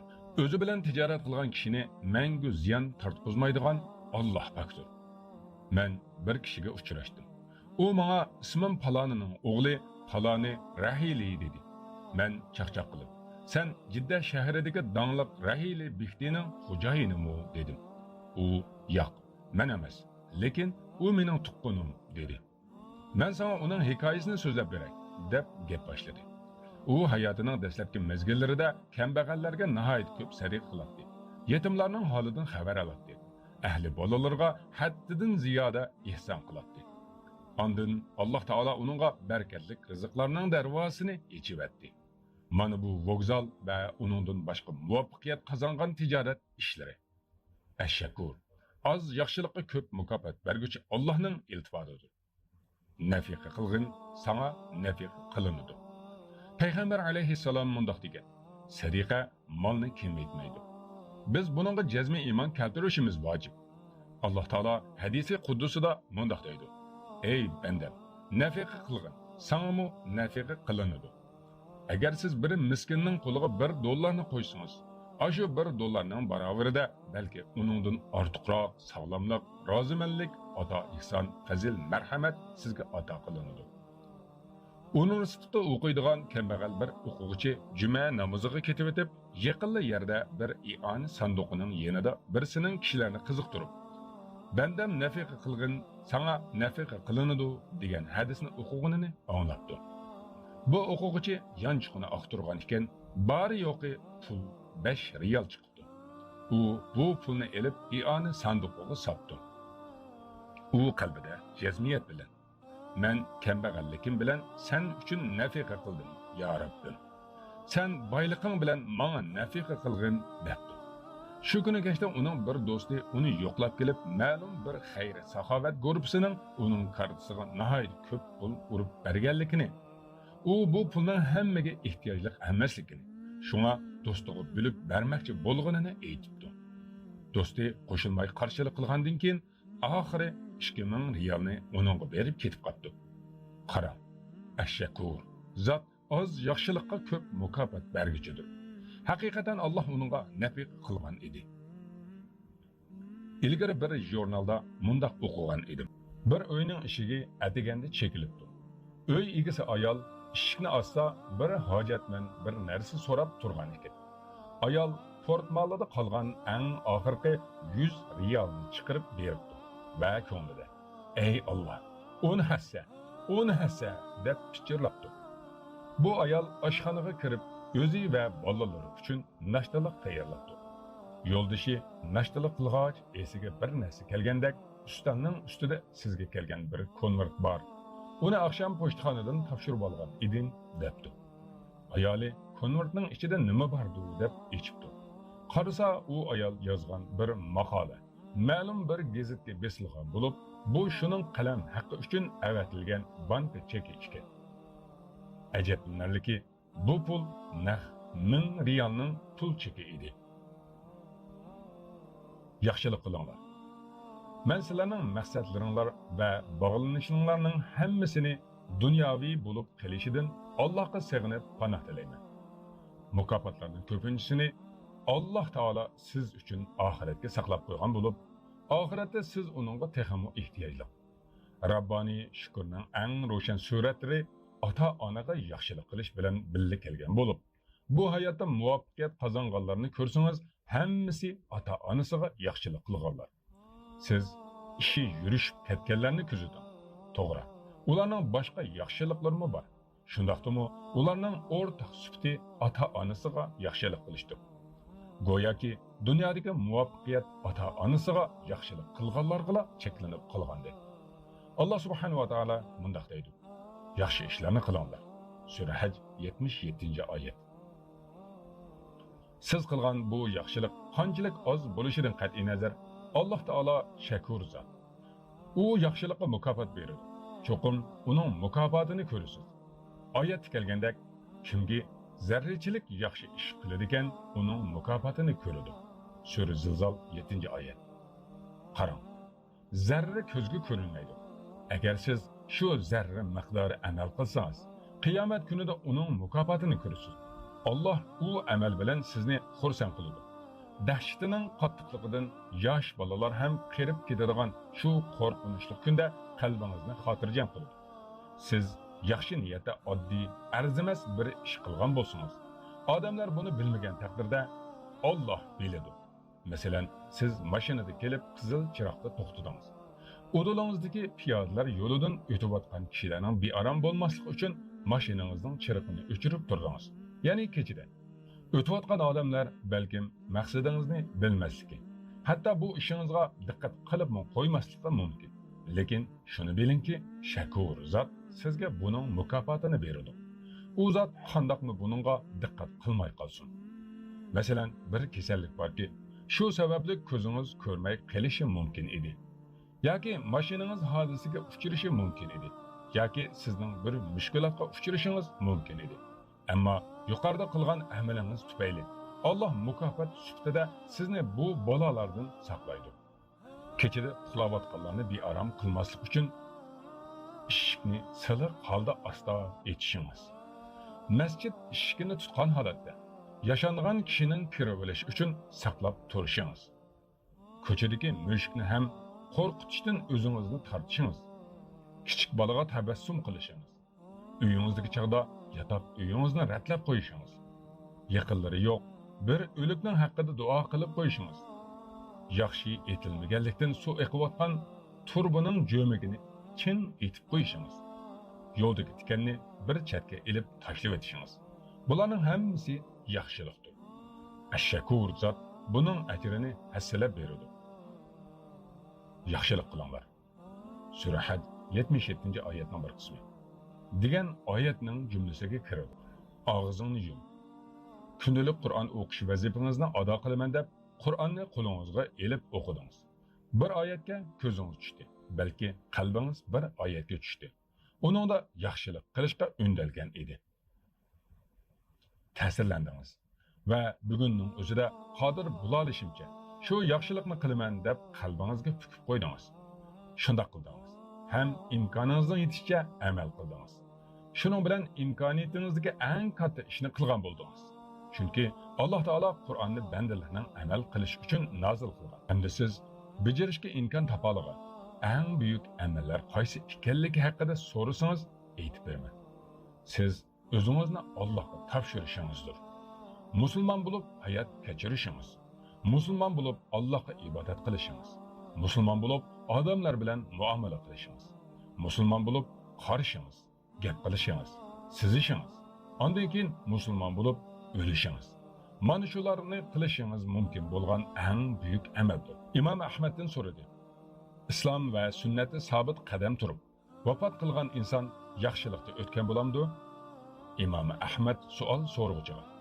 Og'zingni yum. Balki u butun yaxshilikning ustida o'lgan bo'ladi, dedi. Alloh taolo mundaq deydi. Namozni ado qilinglar, zakotni beringlar.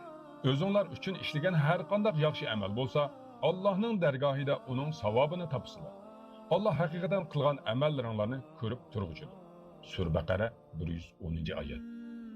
O'zingiz uchun qandaqli bir yaxshi amalni qilsangiz, qiyomat kuni hafiz va shakur zotning bu amalni saqlab qo'yganligini va ko'paytib, o'stirib belganligini ko'rasiz.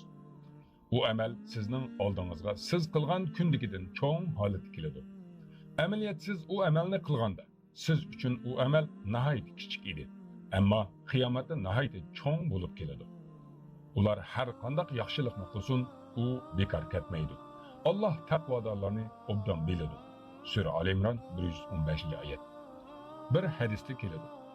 Yaxshi amallar yomon halokatlardan saqlaydi. Imom Tabroniy rivoyati. Bu ham Allohning shukrisidanki, u ham sizning yaxshi amallaringizni zayi qilmaydi. Balki bir amal tufayli yomon o'limda ketishingizdan saqlaydi. Shuning uchun Allohning shakur ekanligini, yaxshilikning hammasi Alloh tarafidan ekanligini his qilish bandini o'zining Robbiga ishonch qiladigan, uningdan yaxshi o'yda bo'ladigan qiladi. Qayerga? Bir a'robiga deyildi. Siz o'lisiz. U aytdi. Keyin qayerga borman? Aytishdi. Allohning huzuriga. U dedi. Hamma yaxshilikni uningdan deb biladigan zot oldiga berishni yomon ko'ramdim. Buyuk bir his tuyg'u. Allohdan kutilgan katta umid a'robining qalbiga liq to'lgan edi. Qur'on ham shuni tasdiq qilgan. Sizlar bahramon bo'layotgan ne'matlarning hammasini Alloh bergan. Sizlarga bir ig'irchilik yetsa, Allohga yolvorib duo qilasizlar. Sura Nahl 53-oyat. Hamma ne'mat. Shundoq, hamma ne'mat, saqlab, mol-davlat, rohat, farog'at, rozimanlik qatorliqlar sizni o'rab turadi. Buning hammasi Alloh tarafdandir. Allohning sizga nisbatan fazli buyukdir. Sura Nisa 113-oyatning bir qismi. Siz 60, 70 yoki undan ko'proq yil taat ibodat qildingiz deyli.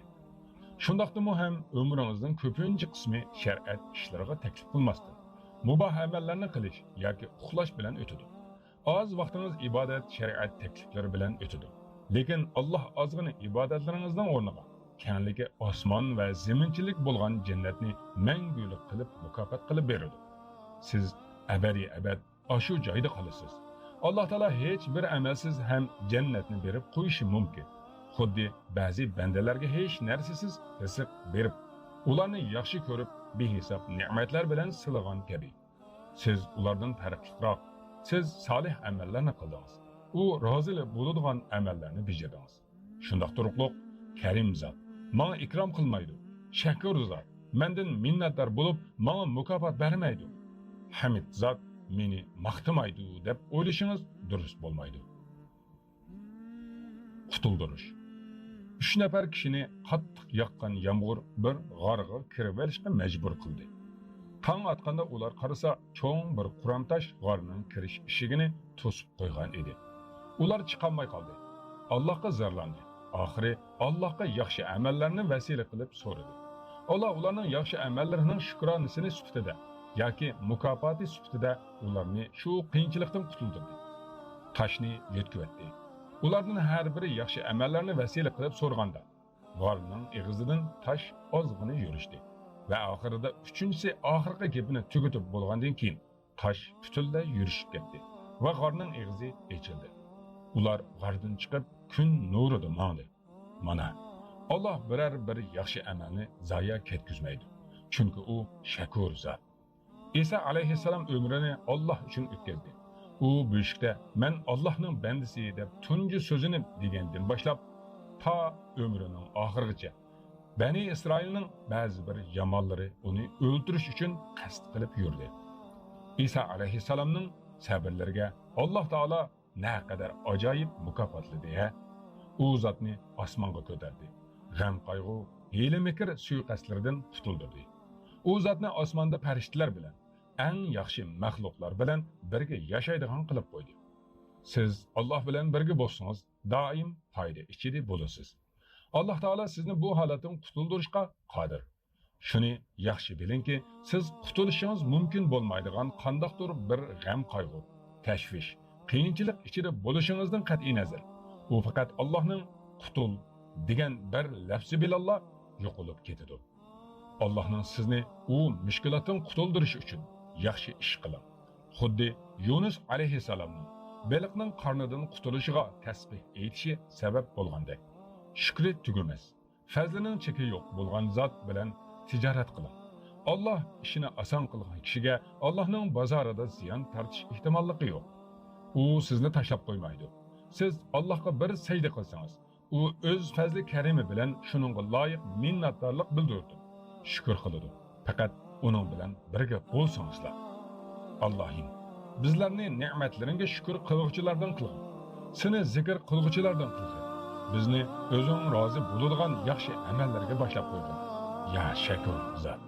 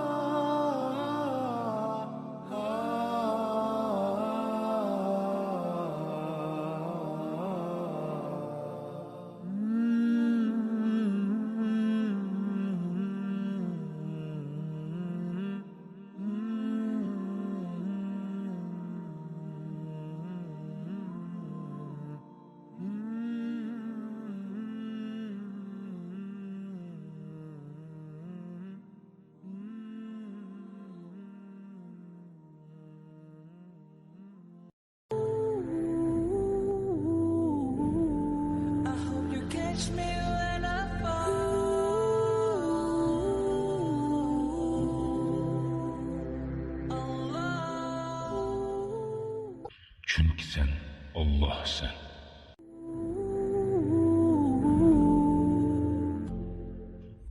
Yettinci osmonga safar.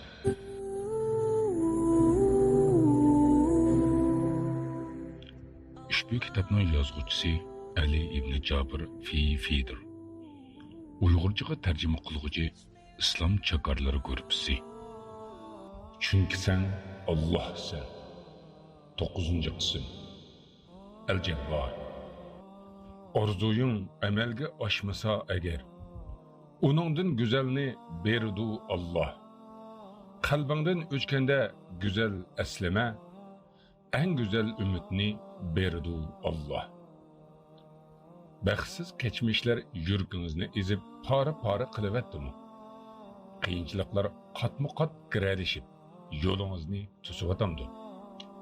Kirzislar birinin keynidan yana biri kelib, hech holingizni qo'ymayvatamdi.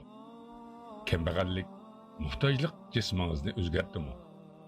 Yetimlik qalbingizni sunuq, chiroyingizni sulg'un qilib qo'ydimi? Haqoratlik qarashlar atrofingizni qurshab turamdi. Undaqda siz sungan dilingizga, ezilgan qalbingizga, ojiz nafaslaringizga tasalli berib, dilingizni yuritadigan, qalb yaringizga malham bo'ladigan, ojizligingizga yordam berib, kuchlantiradigan biriga muhtoj emasmi? Undaqda keling. Alloh taolaning Al-Jabbor ismi bilan tunishib chiqaylik. U zot Al-Jabbor ismining rahmat ma'nolari bilan sunuq dillaringizga tasalli berib, xushallik ato qiladi va qalb jarohatlaringizni tangadi. Jabbor ismining mayin shamollari bilan ruhingizda ho'kirayotgan qora burunlarni tinchlantiradi. Ezilgan qalb.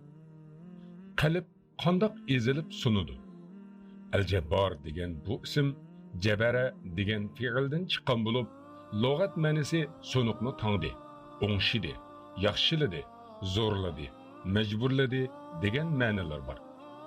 Alloh taolaning Al-Jabbor degan ismining ma'nolari qatoridan bandalarning qalb yorlarini tangadi, sunuq ko'ngillarga tasalli beradi, muhtojning hojatidan chiqadi degan ma'nolar bor.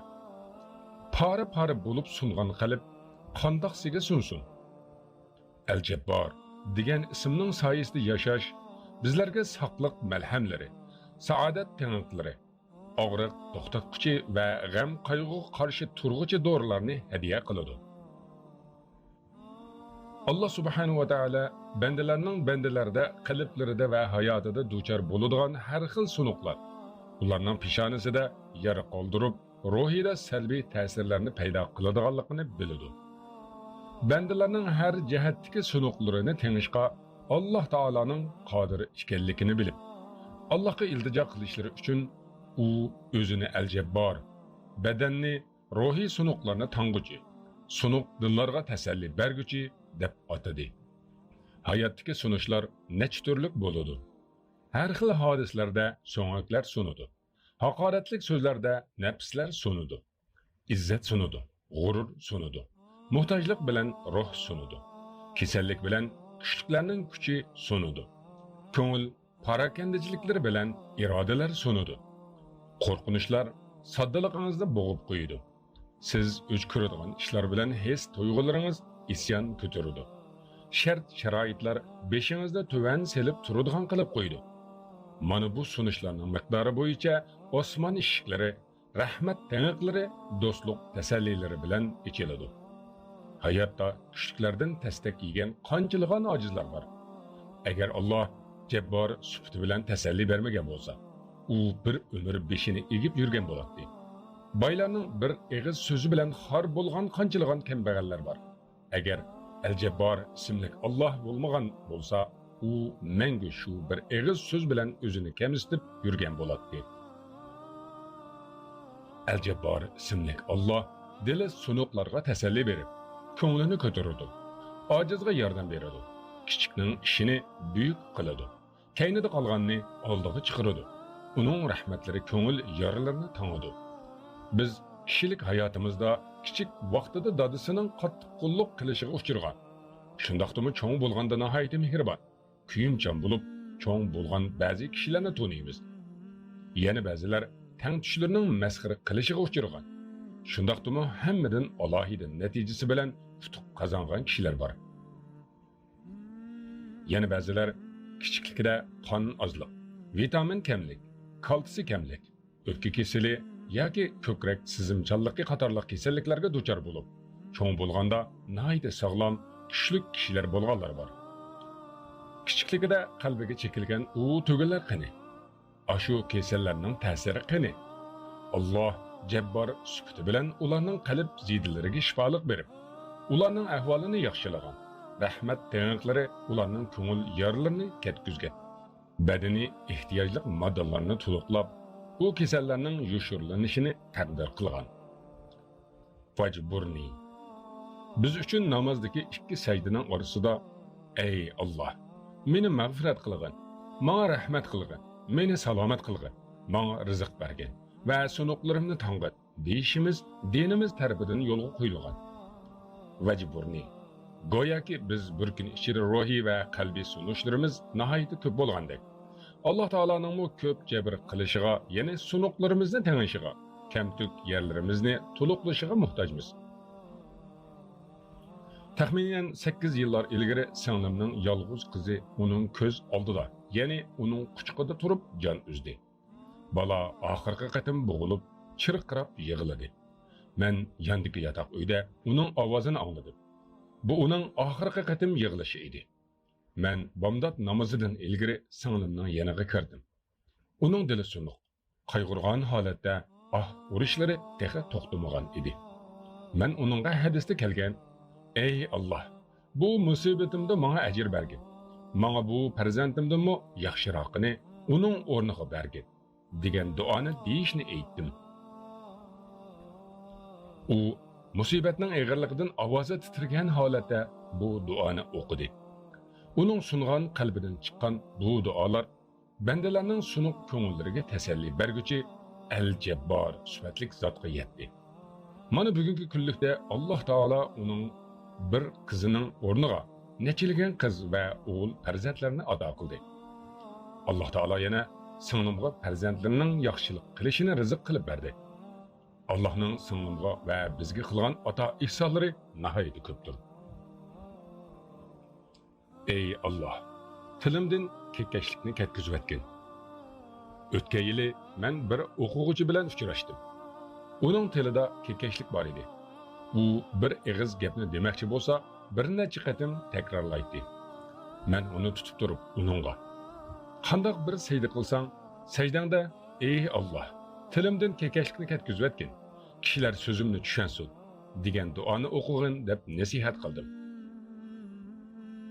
Bu yil u o'quvchiga uchrashgan edim. U nihoyat ravon fasohatlik so'zlaydigan bo'lib ketibdi. Men uningdan buning sababini so'radim. Haqiqat, men bir yil ilgari uningga qilgan nasihatimni unutib qolgan edim. U tilimdan kekkashlikni ko'tarib etgin degan duoning sababi bilan dedi. Al-Jabbor Taala uning tilidagi kekkashlikni ko'tarib etgan edi. Alloh Jabbardir. Al-Jabbor deganning ma'nosi qandoq bir qayg'u hasrat chekuvchi bo'lsa, Alloh uning qayg'u hasratini ko'tarib etguchi. Qandoq kasal bo'lsa, Alloh u kasalga shifolik berguchidir. Qandoqla balo musibat bo'lsa, Alloh uni yo'q qilguchi deganlik bo'ladi. Dard alamlar bir bandaning qalbiga kelaveradi. Hatta bu banda meni bu dardlardan qutuldirguchi yo'q deb o'ylaydi.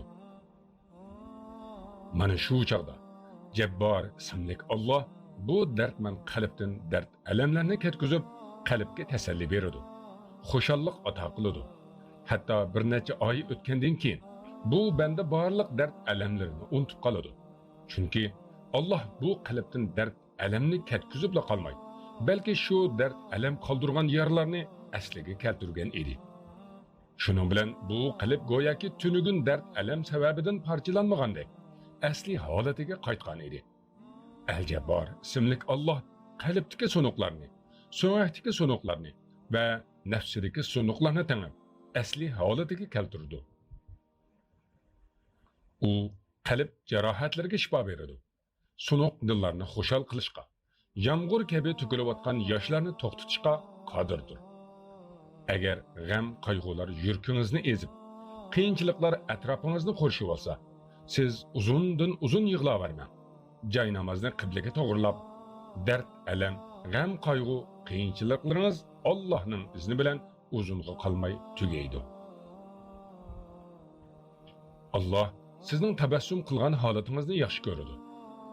U sham namozidan keyin istig'for aytib, ko'ngli yerim bechoralarcha o'ltirdi.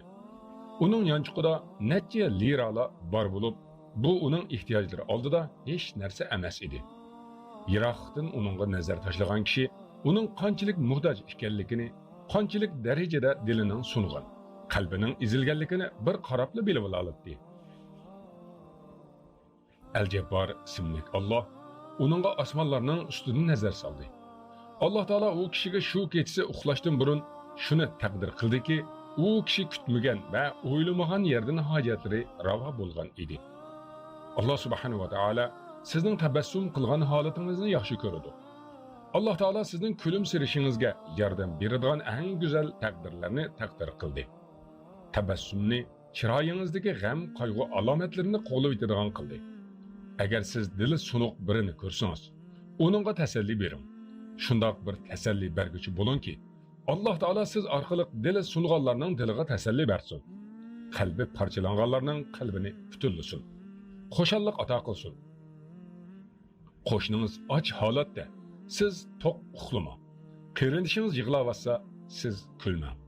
Ba'zi kishilarning ojiz badallarini qishning sovuq shamollari titirib varsa, siz uyingizni isitib, rahatlanib o'tirmang. Harva.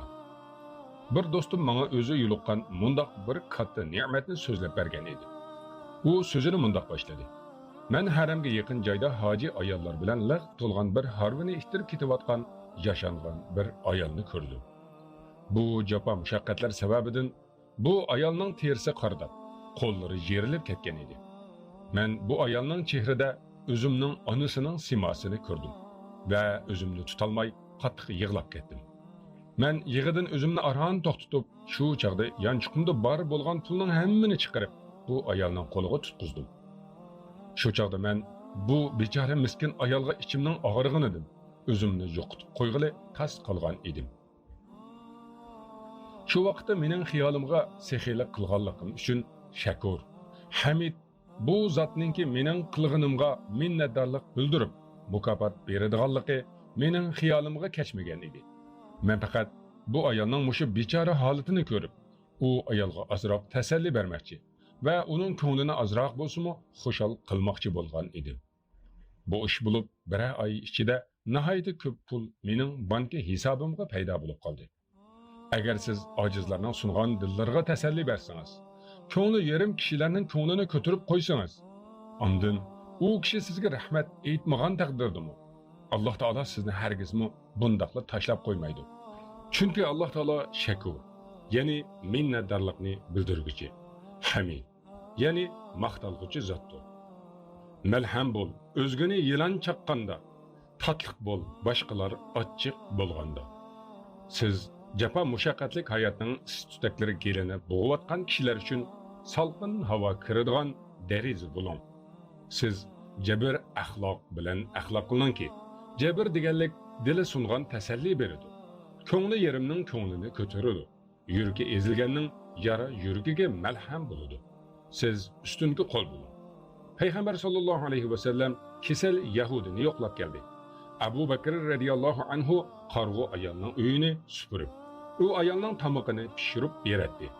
Abdullah ibn Muborak vafot bo'lgan kuni kambag'al kishilar bomdod namozidan burun ularning ishik oldiga qo'yib qo'yiladigan tamoqlarini yo'qotib qo'ygan edi.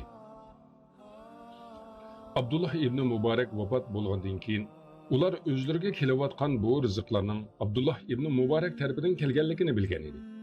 İbn Taymiye bilan munozirlashadigan bir kishi vafot bo'lgan edi. Boshqalar uning o'limi bilan Ibn Taymiyaga xush bishorat berishdi. Ibn Taymiya buningdan qattiq g'azablandi va o'zi bevosita maytning ahliga va bolalarining qishig'i berib, ularga ta'ziya bildirdi va men sizlarning dadanglarga o'xshash, sizlar nimaga ehtiyojli bo'lsanglar, men hozir qilaman dedi. Ular nihoyatda ulug' vazifalar bilan mashg'ul bo'lgan bo'lib, u bo'lsa-mu sungan qalblarga malham bo'lish, ya'ni tasalli berish edi. Alloh taolo mana mushundoq katta sharafli ish uchun ularni ishlatgan edi. 83 riyal va 83 numar. Bir do'stim menga o'z beshidan o'tgan mundaq bir voqealikni so'zlab bergan edi. U Ummul Qur'on universitetida o'qiydi. U bir kuni universitetga ketayotgan yo'lda soqchi idorasi qayerda deb so'rab yurgan bir kishini uchirtib qopdi. Ammo u tezroq mangmasa darsga kechikib qolar ekan. Chunki vaqt bakla oz qolgan bo'lib, uning ustiga yana 2 haftadan keyin uning uchun eng tas bo'lgan fandan imtihon bor ekan. Hozirgi oldirab menishmi dal shu fanning dars vaqti bo'lganligi uchun ekan. Mana qarang, bu ishlarning keplashganini. Ammo u do'stim u kishini yordamsiz tashlab qo'yishga ko'ngli unamay, uni soqchi idorasiga olib qo'yish uchun uni mashinaga sig'a selayapti. Shunda qilib ular paranglashqach menibdi. Shu jarayonda u kishi o'zining nima uchun soqchi idorasiga bormoqchi bo'lganligini do'stimga aytib beribdi. Do'stimning deyishicha, u kishi aslida umr hajiga kelgan kishi bo'lib, u 3 kun burun haramda o'zining pul qopchiqi, telefoni, pasporti va o'zining salohiyatini isbotlaydigan narsalarning hammasini yuturib qo'yibdi. Shuning bilan u kishi salohiyati noma'lum bo'lgan bir kishiga aylanib qolgan bo'lib, biror narsa yeyishga yoki biror mehmonxonaga kirib qo'nishga, birasi bilan aloqa qilishga qodir bo'lolmabdi. Shu narsalarni yuturib qo'ygan kundan tortib, boshqalarga qo'l uzatib, ko'chalarda uxlab, sarson bo'lib yurganligini, nihoyatmi bak charchaganligini aytibdi. Ham u kishi bu gaplarni deb bo'lguncha o'zini faqatla tutib ololmay, yig'lab tashlabdi. Shuning bilan do'stim uningga Alloh taolaning sizga bu narsalaringizni haramda yuturib qo'yishingizni taqdir qilishi hargizmi sizni boshqalarning oldida xor qilish uchun emas. Faqat siz Allohga sajda qiling. Allohdan so'rang. Alloh sizni yaxshi ko'radi deb uning sunuq diliga tasalli berib, Allohni eslatgandan keyin yanada bor bo'lgan 83 riyal pulni uningga beribdi. Amaliyotimi uning yanada bor yo'q pulining hammasi shu ekandir. Shuning bilan u do'stim u kishi bormoqchi bo'lgan yerga kelganda mashinadan tushirib qo'yibdi. U kishi do'stimning bu ishidan mamnunlik his qilib, do'stimga qarab illiq bir tabassum qilibdi. Shuning bilan do'stimmi u kishining chiroyida jilvalangan illiq bir tabassumni ko'rgandan keyin do'stimmi u kishiga qilgan ozgina bo'lsa-mu yordamidan ko'ngli bir oz bo'lsa-mu taskin tepib ketib qoldi. 2 haftadan keyin do'stimning imtihon natijasi e'lon qilindi. Bu fan uning uchun nihoyatmi bak kasb bo'lib, imtihon savolining hech qaysini ishlayolmagan ekan. Shunga u bu imtihonda cho'qim 0 olaman deb ideyasida mag'lubiyatga nisbatan oldin burun tayyorlik qilib qo'ygan ekan. Ammo imtihon natijasi e'lon qilingandan keyin u o'z ko'zlariga faqat ishonolmay qoldi. Chunki u hech narsa yozolmay chiqqan imtihondan 83 numar oldi. Bu 83. Yiliqi kuni u mashinasiga selib olgan umr haj qilg'uchiga bergan 83 riyal pulning soni bilan o'xshash. Ya kam ziyoda emas. Dal shu son 83 edi. Shundoq. Ba'zi narsalarningki mavjudligini inkor qilishga urinsingizmi, lekin u texmo ro'shan va texmo oshkora holatda oshkora bo'lishga boshlaydi. Har qatim siz anglamaslikni qaror qildingizmi, texmo yuqori ovozda vaqirab sizni hayron qoldirdi. Chunki u Allohdir.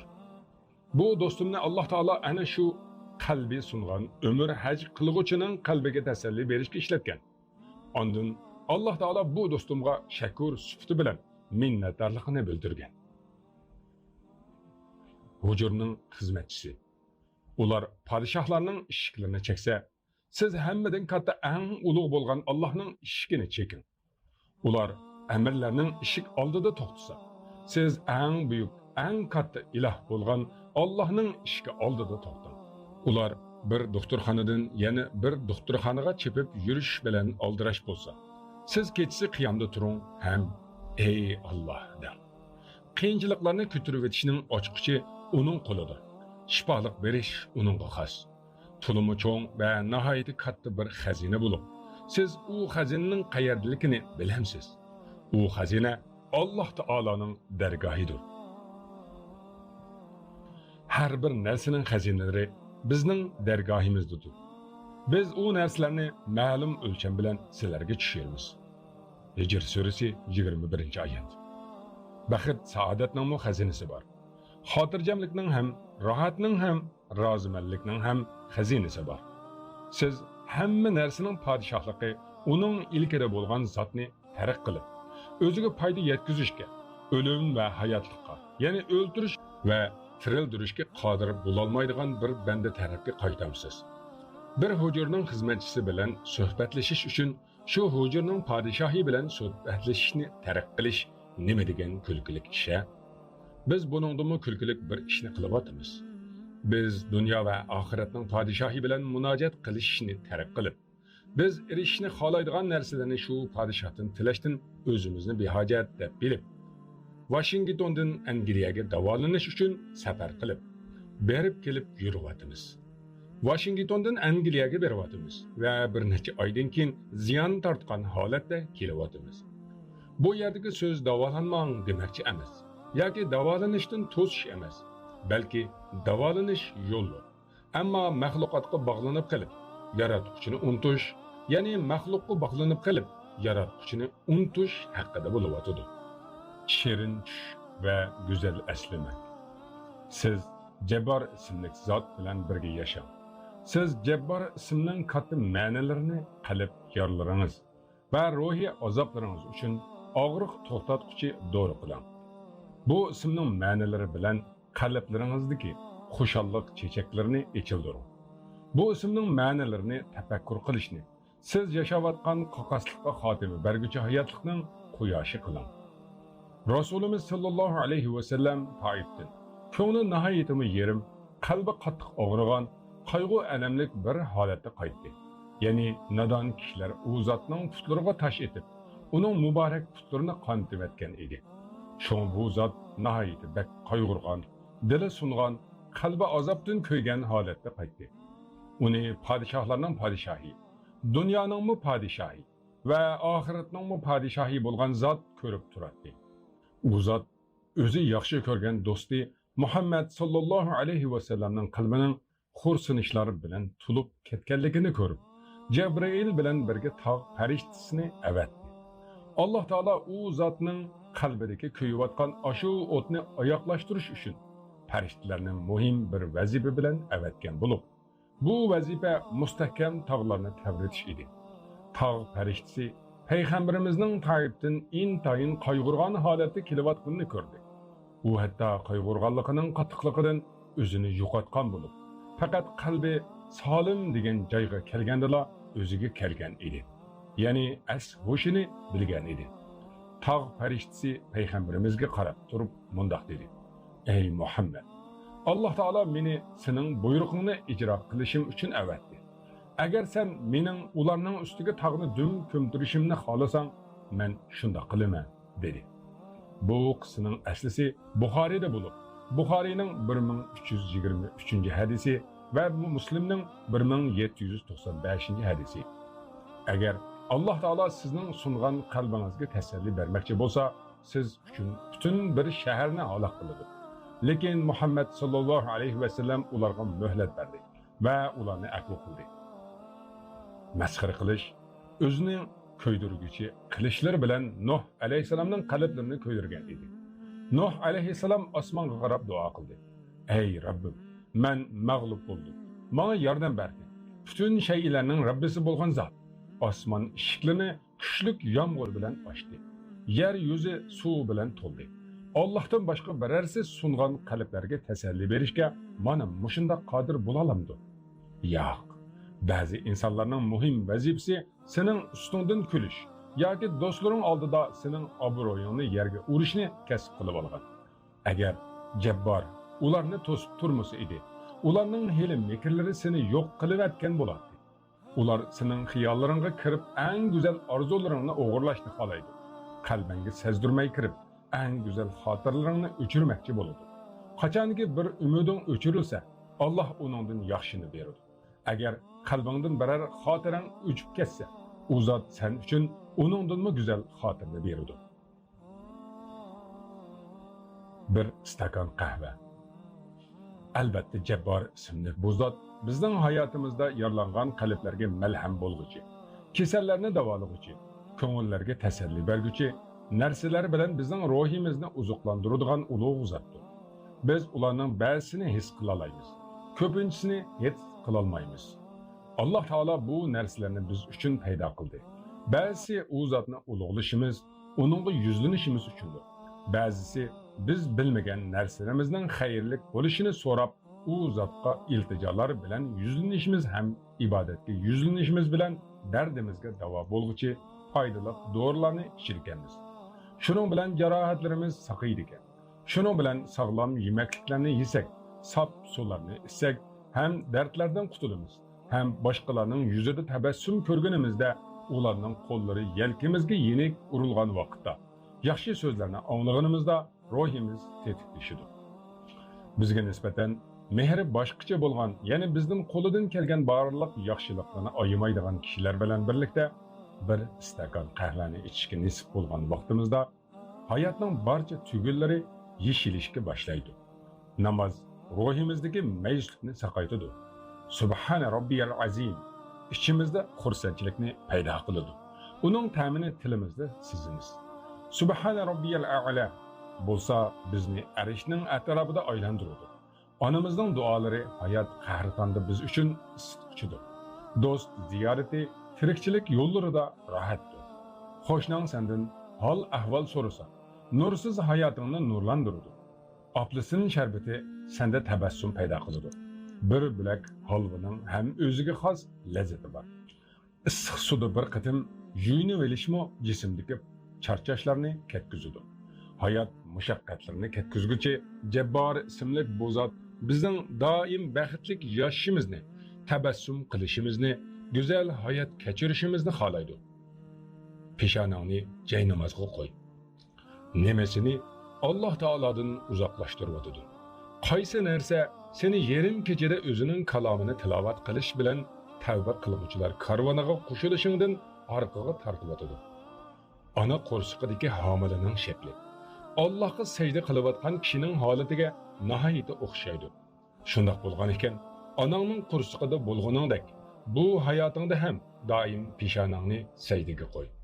Alloh sening rizqingni beradi. Sen uchun tar urullarni ham keng qilib qo'yadi va eng muhimi seni o'zining rahmati ichiga oladi. Beshingni ko'tirsangmi, qalbing bilan sajda qil. Yuzing kulib tursinmi, yurking Subhana robbiyal a'la deb tursin. Qon tumuring bilan qalbi sunganlarning qalbini butun qilg'uchi zot. Mening qalbimning sunuqlarini o'zing tang'in. Ham qalb yarlarimga o'zing malham bo'lgin deb pichirla.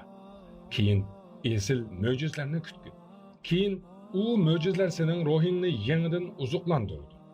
Ey Rabbim, qalblarimizdagi, ruhimizdagi, tinimizdagi sunuqlarni o'zing tanib saqaytib, isloh qilib bergin. Albatta senla barcha narsaga qodirsan.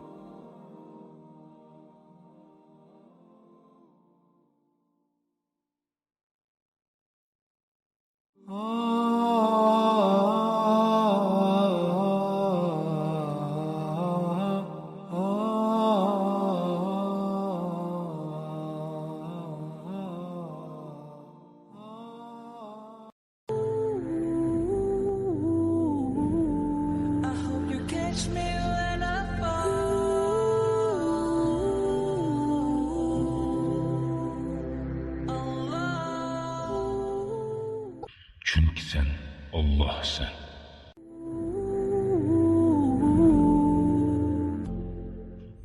Yettinci osmonga sapar.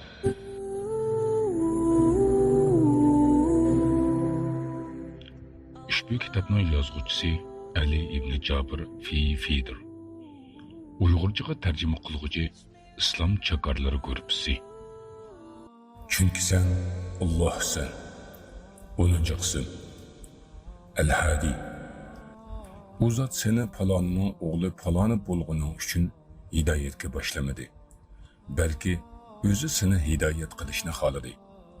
U zot kimni xohlasa, uni to'g'ri yo'lga boshlaydi. Nima qilishni bilolmay beshingiz qotdimi? O'zingiz uchun nimaning to'g'ri ekanligini bilishdan aqlingiz ojiz keldimi? Oldingizga ikki vazifa topshirilib, qaysi biri sizga munosib ekanligini bilolmayapsiz. Xiyolingizda bir necha qizlar bo'lib, qaysi bilan o'ylanishni tanlashga beshingiz qotdimi? Xato yo'llarda yuraverib, charchadingizmi? Alloh taoloning sizni hidoyat va nurliq yo'lga boshlab qo'yishini xohlamsiz. Undoq bo'lsa, siz endi Alloh taoloning Hadi, to'g'ri yo'lga boshlovchi ismini yaxshiroq tunishga tayyorlaning. Siz bu ismi azamni yaxshiroq tunib olishga muhtojsiz. Hadi, zatdan nafsingizdan havoyi havas askarlarini to'xtatishni va sizni to'g'ri yo'lga boshlashini so'rashingiz kerak. Issiqlik. Hidoyat lug'at ma'nosi burilish degan ma'noni bildiradi. Hidoyat deganimiz xatodan to'g'rilikqa, ezishdan to'g'ri yo'lni tepishga, tamtirashdan haq yo'lga burilishdir. U zot sizni hidoyatga boshlagan ekan, hayot yo'lingiz zalolatdan to'g'ri yo'lga, xato yo'ldan munosib yo'lga burilishga boshlaydi. Alloh taolo sizni to'g'ri yo'lga boshlagandek, sizga to'g'ri yo'lni oson qilib beradi. Hayot yo'lingizda zarur bo'lgan narsalaringizni siz tarafga burab qo'yadi. Siz yashaydigan yerga suv yetkazib beradi. Siz hayot kechiradigan makonga yemaklik yetkazib beradi va sizning nafas olishingiz uchun havo yetkazib beradi. u zot barcha mahluqotlarni ularning ahvollariga qarab hidoyatga boshlaydi. Ko'r insonni yo'lda yurishga hidoyat qiladi. Mening hidoyati uningga aytilgan so'zni tushunishdir. U zot chorasiz ojizni intilgan narsasiga hidoyat qilib qo'yadi. Balani hidoyatga boshlashi uningdan ziyonli narsalarni yiroq qilish uchundir. Hayvonlarni hidoyatga boshlashi ularning hayot kechirishida zarur narsalarni o'zlariga bildirib qo'yishdir. Shuning bilan ular o'zlariga nima foydalab, nima ziyonli ekanligini bilib ish ko'radi. Hamda aziyat berguchilardan yiroqlashadi. Bu zot sahroda tamtirab yurganlarga to'g'ri yo'lni ko'rsatadi. O'quvchiga o'qish o'rinlarini ko'rsatadi. Kashfiyotchiga yangilik yaratish yo'lini ko'rsatadi. Dinda mujtahid kishini masalaning dalilini topishga hidoyat qiladi. Haqqi chaqiruvchi kishiga to'g'ri uslubdan foydalanishni ko'rsatadi. Dadaning bolasiga nasihat qilishda o'rnak bo'ladigan yo'lini ko'rsatib qo'ydi. Siz tasaddubiy deb bilgan narsa bilan sizni hidoyat qiladi. Amaliyotda u tasaddubiy emas, Allohning irodasi bilan bo'ladi. Hatto namozda o'nglagan bir oyat bilan ham hidoyatga boshlaydi. Uyquda ko'rgan tushingiz bilan, qisqagina qilingan nasihat bilan, kitobda ko'zingiz tushib qolgan biror so'z bilan, tafakkur bilan, hatto tafakkur qilmasdan turib o'tgan bir minut bilan hidoyat qiladi. To'g'risini tepishga undigan ba'zi vaziyat bilan, qo'rqinish bilan, suyish bilan hamda o'lim bilan hidoyatga boshlaydi. Qur'onni ko'ngil qo'yib anglasak, u hidoyatga boshlaydigan birdan bir muqaddas kitobdir. Alloh taolo uni bandalarni hidoyatga boshlaydigan eng katta sabab qilib qo'ygan. Uningga hidoyat va to'g'ri yo'lning hamma sabablarini kirgizgan. U zot aytadi: albatta bu Qur'on eng to'g'ri yo'lga hidoyat qiladi. Isro surasi 9-oyat. Shundoq bo'lgan ekan, Qur'onga amal qilgan biror olim kishining keyin to'g'ri yo'ldan ezib ketishi, asli hidoyatdan qaytishi dargumondir. Umar ibn Xattob radhiyallohu anhuning islomga kirish qissalari hammamizga ma'lum va mashhur. U kishi singlisining yoniga ko'zlarida yomonlik chaqnab turgan holda kirdi. Singlisidan Taha surasidan bir oyatni anglab, shu hamon qalbi iymon mehrobida sajdaga ketdi. Taki vafot topqicha bu to'g'ri yo'ldan qaytmadi. Umar radhiyallohu anhuning his qilgan hissiyotini ta'riflash mumkinmi? Shu vaqtda uning qalbiga tushgan ishonch nima edi? Qur'on Karimda qanchalagan hidoyatga boshlovchi oyatlar bor. Biz ularni tafakkur qilishda ko'zimizni yumamiz. Yana qanchalagan to'g'ri yo'lga boshlovchi oyatlar bor. Qalbimiz ularga nisbatan qo'llanib qolgan. Undaqmi emas? Bundaqmi emas? To'g'ri yo'lga boshlashning ko'rinishlari shuncha ko'p. Masalan, bir tush ko'rsiz. Uningda shifo topganingizni yoki ogohlantirilganligingizni yoki yetaklanganligingizni ko'rsiz. Bir sorunda mundaq anglagan edim. Bir kishi kasal bo'libdi, keyin tush ko'ribdi. Tushi undaqmi emas, bundaqmi emas degan narsa uningga davo bo'ldi. Uyqudan uyg'onib bir shayxning oldiga berib ko'rgan tushining ta'birini so'rabdi. Shayx uning nima ekanligini bilmayman. Har 2 kunda Qur'onni xatm qilaman. Menga muhlat ber. Qur'onni o'qigan vaqtimda bir bishorat elib qilishim mumkin, debdi. 2 kundan keyin u kishi shayxning yoniga keldi. Shayx uningga dardanga shifo bo'ladigan narsa zaytun meyi debdi. Hamda Alloh taolo osmonlarning va zaminning nuridir. Allohning mu'min bandasining qalbidagi nuri xuddi chiroq qo'yadigan takchiga o'xshaydi. Uningda chiroq bordir. Chiroq shishining ichidadir. Shisha go'yo nurliq yulduzdir. Chiroq muborak zaytun daraxining yig'i bilan yoritilgan. U, ya'ni zaytun daraxi sharq tarafdama emas, g'arb tarafdama emas, sahroda ochiqchilikda bo'lib, kun bo'yi uningga kun nuri tushib turadi. Shuning bilan uning mevasi pishib yetilgan bo'ladi. Yig'i eng suzuk bo'ladi. Suzukligidan o't tegmasimi yorib ketayli deb qoladi. O't bilan yoritilsa nur ustiga nur qo'shiladi. Alloh taolo xohlagan kishini uning nuriga, ya'ni Qur'onga ergashishga muvaffaq qiladi. Alloh taolo ibrat olsun deb kishilarga misollarni ularning fahmiga yaqinlashtirib bayon qiladi. Alloh taolo hamma narsani bilguchidir. Sura Nur 35. ayet. Bu ayetni o'qib berdi.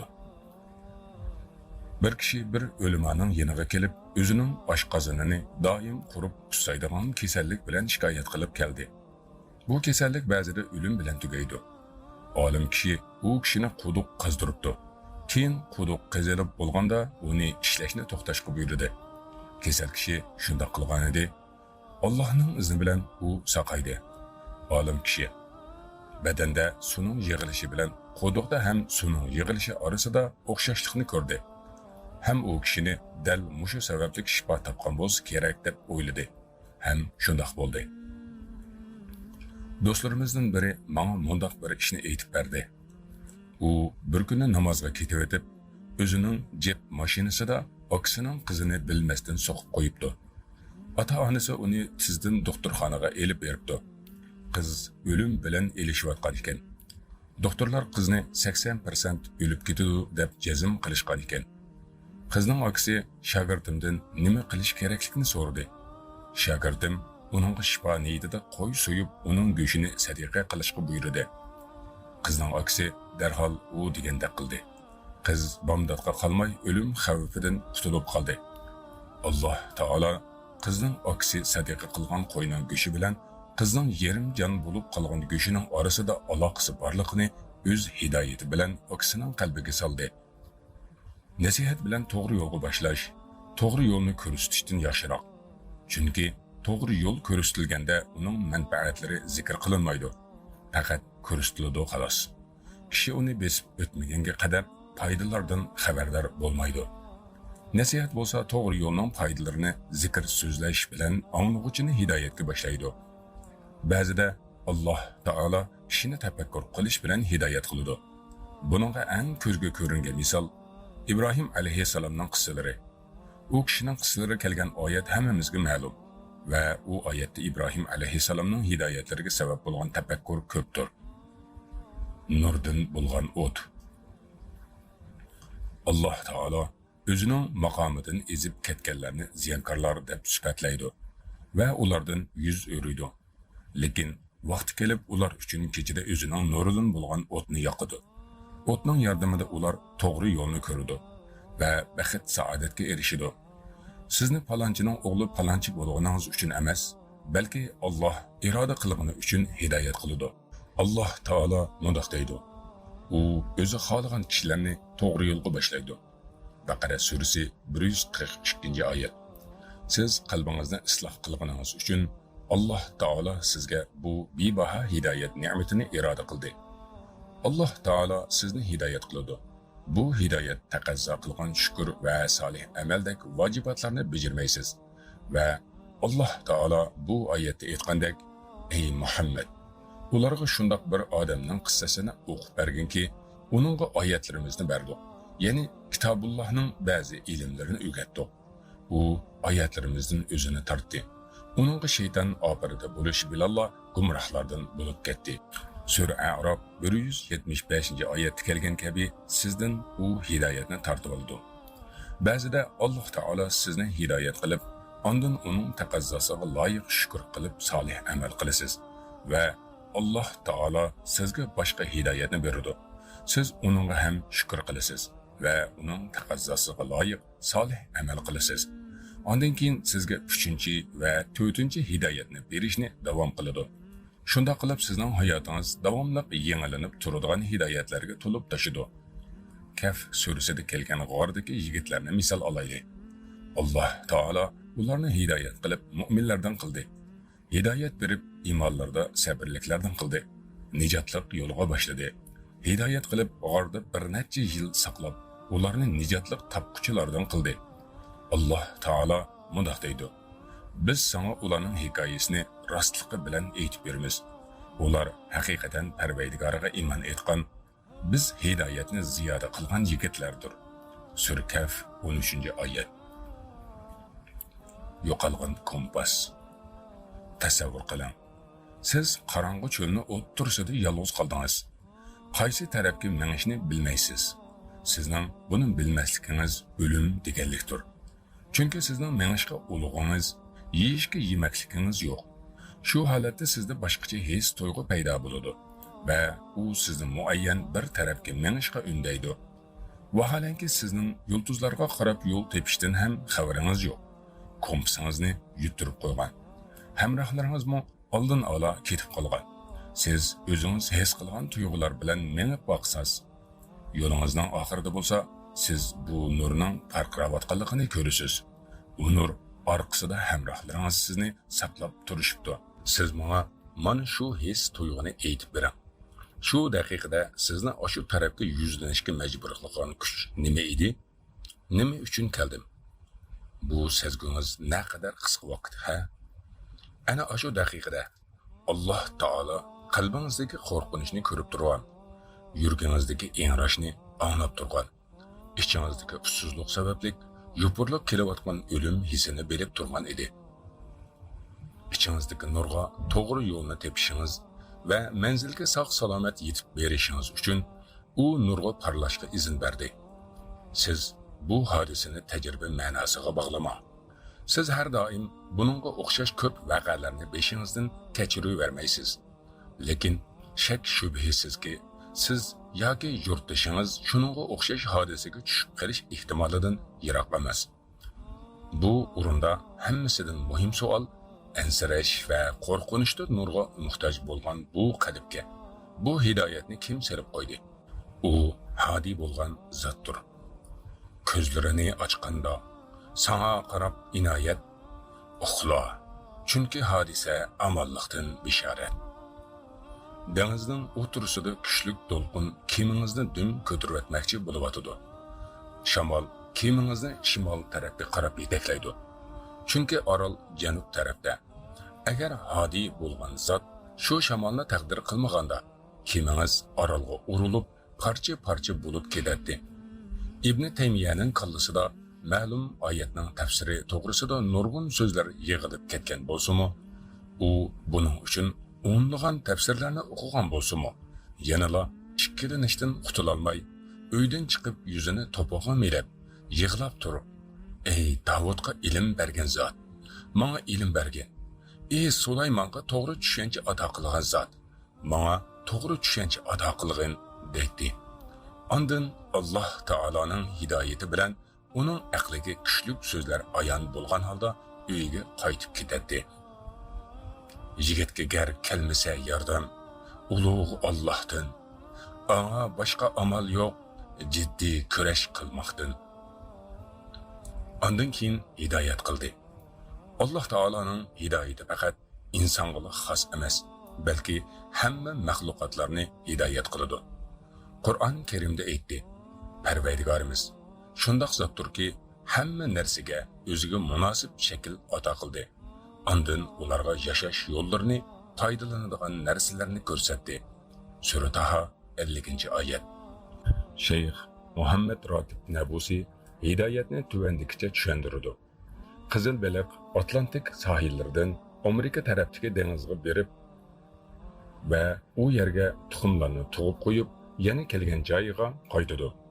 Bir necha oydan keyin tuxumdan chiqqan baliqchilar onalarining yoniga berishidi. Baliqchilar yuzlab kilometr yo'l besib mangan bo'lsa-mu, yo'ldan ozmaydi. U baliqlarni yo'lga boshlagan kim? Hadidir. U kishi yana boshqa misol keltirib aytadi. Bir kishi dengiz tipratkisining o'lib qora yilonni yeyotganligini ko'rdi.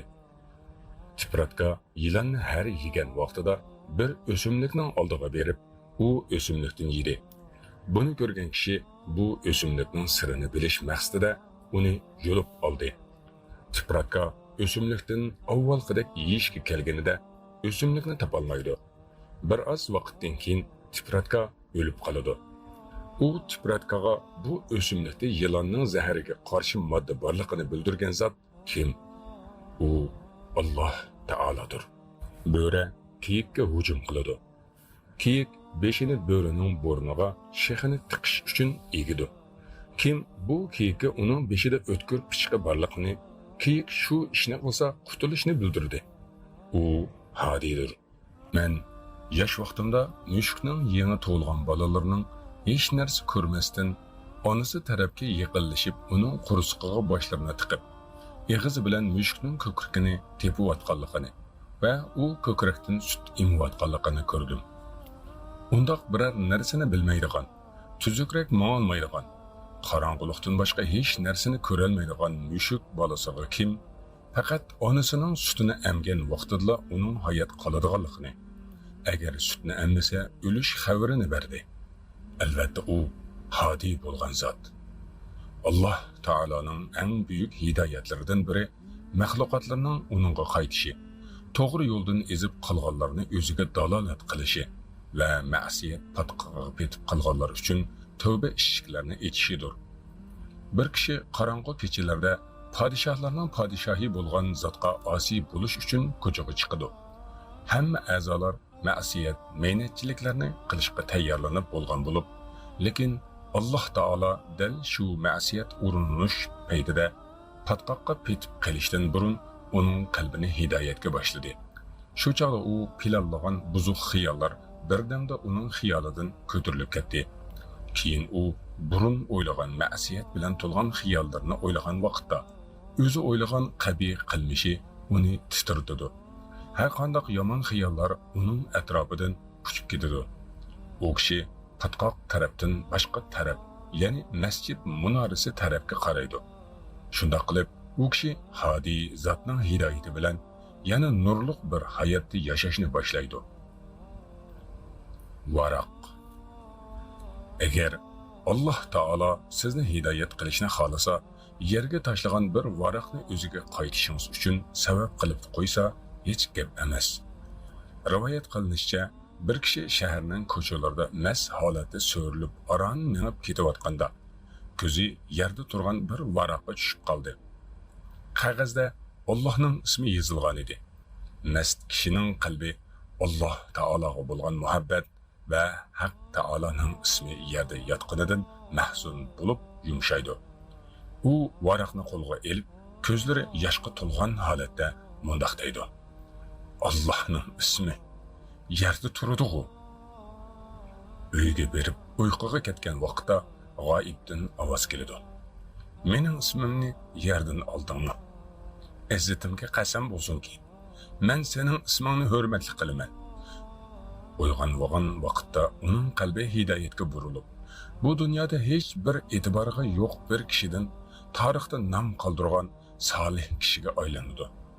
Agar Alloh taolo sizning hidoyat tepishingizni iroda qilsa, sizga Allohga taqvolik qil degan ovozni anglantiradi va qalbingiz uyg'onadi. Mashhur hadisda kelgan 3 g'ar sohibidan birining so'ziga quloq soling. U ko'p vaqtdan beri akasining qizi bilan zina qilishni o'ylab yurgan edi. Ma'lum bir kuni yo'qsizchilik sababidan u qiz uning yoniga kelishga majbur bo'ladi. Yigit o'zining iflos maqsadiga yetish oldida turganda qiz uningga Allohdan qo'rq dedi. Qizning Allohdan qo'rq degan bir jumla so'zi bilan yigitning qalbida shahvatdan hech qanday bir asar qolmagan edi. Nijotlik arqini. Siz butunlay oxiratni esingizdan chiqargan vaqtingizda Alloh sizga eslatadi. Siz ma'siyat uyqusida yurgan vaqtingizda Alloh sizni uyg'otadi. Siz ma'siyat uyqusida yurgan vaqtingizda Alloh taolo sizni uyg'otadi. Siz ma'siyat patqoqlariga petib yurgan vaqtingizda Alloh taolo sizni poklaydi. Siz tagi yo'q chunqur hangga tushib ketgan vaqtingizda Alloh taolo sizga arg'amchi uzatadi. Alloh taolo qalbingizni egallagan muhabbat bilan yoki beqarorligingizni harakatga soladigan qo'rqinch bilan yoki kibringizni sundiradigan kasallik bilan, boshqalarga muhtoj bo'ladigan hojat bilan yoki qaddingizni egadigan kambag'allik bilan va yoki ruhingizni azoblaydigan bo'shliq bilan hidoyat qiladi. Mushu usullar bilan Alloh taolo sizni o'zining nurliq yo'liga qaytaradi. Sizni masjidlarga yiroqdan qarab qo'yib o'tib ketadigan, ammo hidoyatdan bahramand bo'lishni xohlamaydigan bir holatdan qutqizib chiqib, masjidning oshiqlaridan biriga aylantirib qo'ydi. Bir necha yillik hijron va ayrilishdan keyin qo'lingizga Qur'onni elishni o'rgatadi. Bir punga arzimas qo'shoqlarni aytib yurganingizdan keyin tilingizni o'zining zikri bilan namdaydi. Siz uyingizdan masjidni maqsad qilib chiqsiz. to'satdan yo'lingizni boshqa masjid tarafga o'zgartisiz. Namozdan keyin qalbingizga o'rnashgan narsani o'zgartiradigan kalimani anglaysiz. Sizning uslubingiz, hatto yo'lingiz o'zgarib ketadi. Banda Allohning hidoyatlarini his qila oladigan o'tkir his ruhining egasidir. Butun koinot Alloh taolo tarafdan idora qilib turiladi. Albatta, Alloh taolo o'zining ilkida bor bo'lgan xohlagan narsa bilan hidoyat qilishi mumkin. Alloh saqlasin. İlkidagi xohlagan narsa bilan zalolatga tashlashi ham mumkin. Lekin Alloh taolo qalbni hidoyat va haq din uchun yepib qo'ygan kishidan boshqasini zalolatga boshlamaydi. Demak, bu hayotning zoya bo'lishi Alloh taolo tarafdan hidoyat kelmaganidir. Yuqorida so'zlab o'tilgan sahroni eslay olamsiz. Bizning Allohning yo'lidan, masjiddan, Allohu akbar din, Allahumma antas salam ve minkas salam din yüz örüşümüz sahranın issiqidan yamanroq. Agar shundoq bo'lsa, bizning ahvolimiz qish faslida qarning tagida o'lib qolgan qushning ahvolidan yamanroq holatda bo'ladi. Allohim, bizni issiq sahrodan nijotlik topadigan, bizni sana yetkazadigan va bizni kanligi osmon va zimindek keladigan jannatga kirgizadigan o'zining huzuridan bo'lgan hidoyatga boshlagin. Sen el-hadisen. Amin.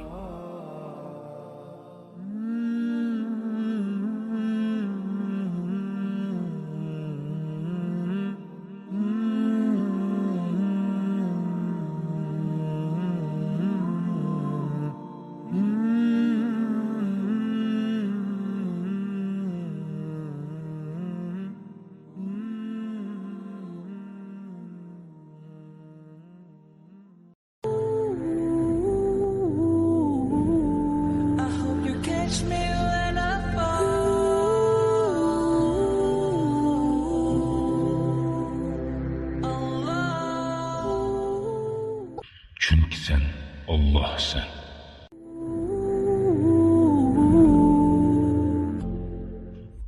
Yettinci osmonga safar.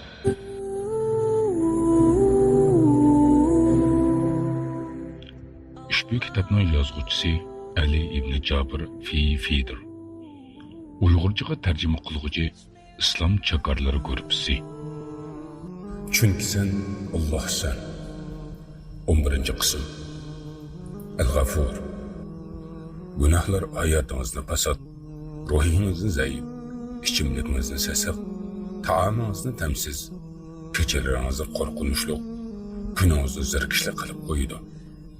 Eğer günah ve hatalıklardan charchagan bolsanız, bunun yamanlıkları hayatınızı bozuvatqanligini, kunlarınız ve tunlarınızdaki xursandchilik nurini o'chirayotganligini sezsangiz, hamda namazınızdan, qılıvatqan ibadetlerinizden, dualarinizdan lazzatlanolmayotgan bo'lsangiz, bilingki, sizga Alloh taoloning G'afur ismidagi xatolardan kechish va mag'firat qilish ma'nolarini izlash fursati yetib kelibdi. Siz hozir mag'firat ma'nosini tushunishga, Rabbingiz qaysi darajada G'afur va G'affor ekanligini bilishga muhtojsiz. Mag'firatga bo'lgan ehtiyojingizning chegarasi hayatınızın her minutidir. Qamoqxona. Günah sebepli ruhga bo'ladigan ziyon, kasallik sebepli jasadga bo'ladigan ziyonga qaraganda bir necha hassa kuchliroqdir. Ruhingiz günah ma'siyat sebepli zaiflashadi. Ba'zida jasadingiz ma'siyat vaqtida lazzatlanadi, lekin ruhingiz Allohga talpinadi.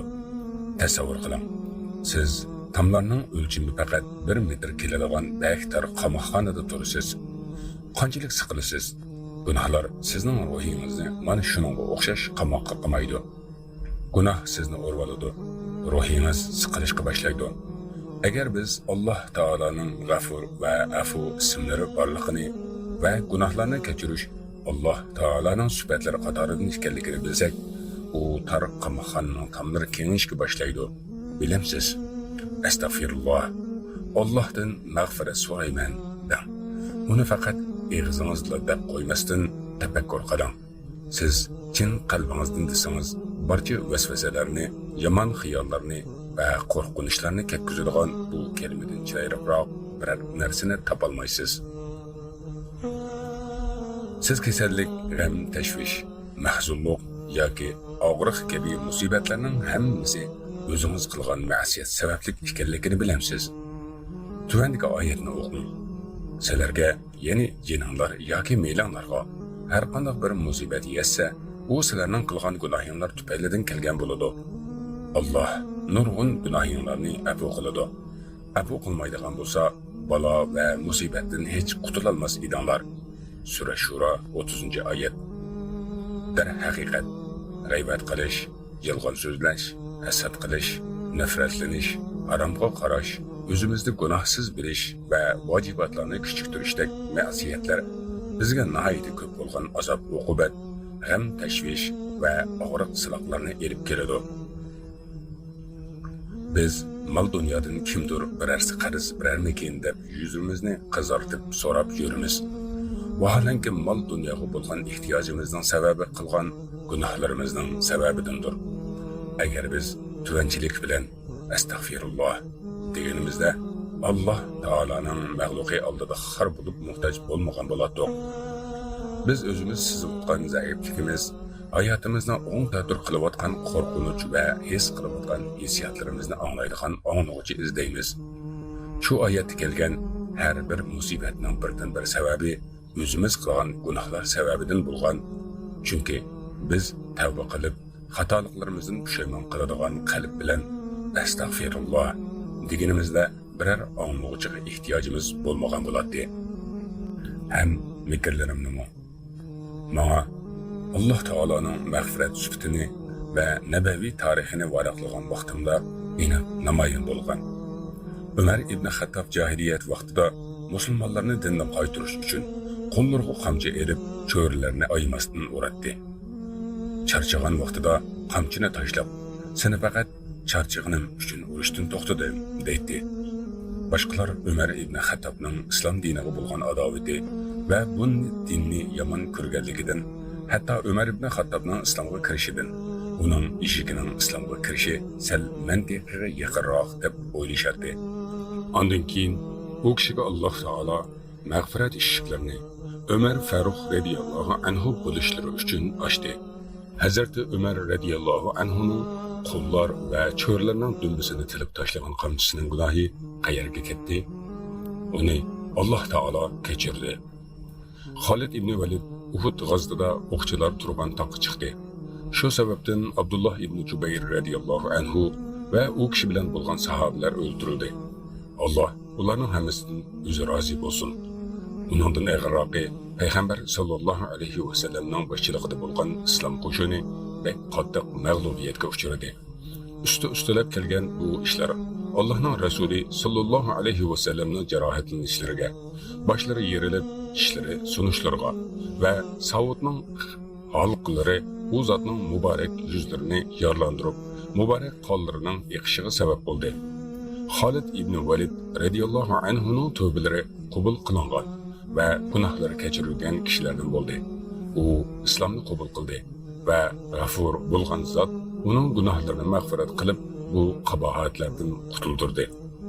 Musulmonlarning Uhud g'azotida mag'lubiyatga uchrashining muhim sabablari Allohning qilichi degan sharafli nomni olgan Xolid ibn Validga berib taqiladi.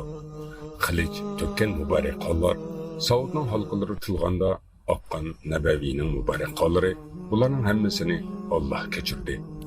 Arada bir kishi Rasululloh sallallohu alayhi va sallamga qilgan yomonliklardan ko'ngli bearam bo'lib, Rasululloh huzuriga keldi. Ondan u kishi, agar bir kishi gunohlarning hammasini, hatto birarsini qoldirmasdan qilgan bo'lsa, uning tövbəsinin qabul qilinishiga umid bormi deb so'radi. Olamlarga rahmat bo'lgan zot, musulmon bo'ldingmi deb so'radi. Yilqi kishi, men Allohdan boshqa iloh yo'qligiga, uning yakka yagona zot ekanligiga va uning sheriki yo'q ekanligiga va sizning Allohning rasuli ekanligingizga guvohlik beraman dedi. Rasululloh sallallohu alayhi va sallam, "Ha, sen yaxshiliklarni qil, yomonliklarni tark et. Alloh taolo sana hammasini yaxshilik qilib qo'yadi" dedi. Yilqi kishi, "Hiyla makr va buzuqchilarni kechiradi, shundaqmi?" dedi. Rasululloh sallallohu alayhi va sallam, "Hiyla makr buzuqchiliklaringni shundoq dedi. Unutdingmi? Nimishqa sen qilgan gunohingni cho'ng deb o'ylaysan? Alloh taolaning G'afur, Vadud ekanligini unutdingmi? Sen tövbe qilsang u zotning xursand bo'lishini unutdingmi?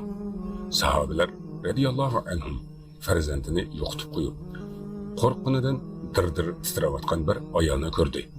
Ayol farzandini topgan vaqtida xushalligidan qattiq quchoqlab so'ydi. Sahobalar onaning farzandiga bo'lgan bu muhabbatidan va bu xursandchiligidan ajablanishdi. Shu vaqtda Rasululloh sollallohu alayhi va sallam Alloh taolo bandasining tövbesidan bu ona farzandini topganligi sababli xursand bo'lgandan bakroq xursand bo'ladi dedi. İmam Muslim rivoyati. Nimani kutmoqdasiz?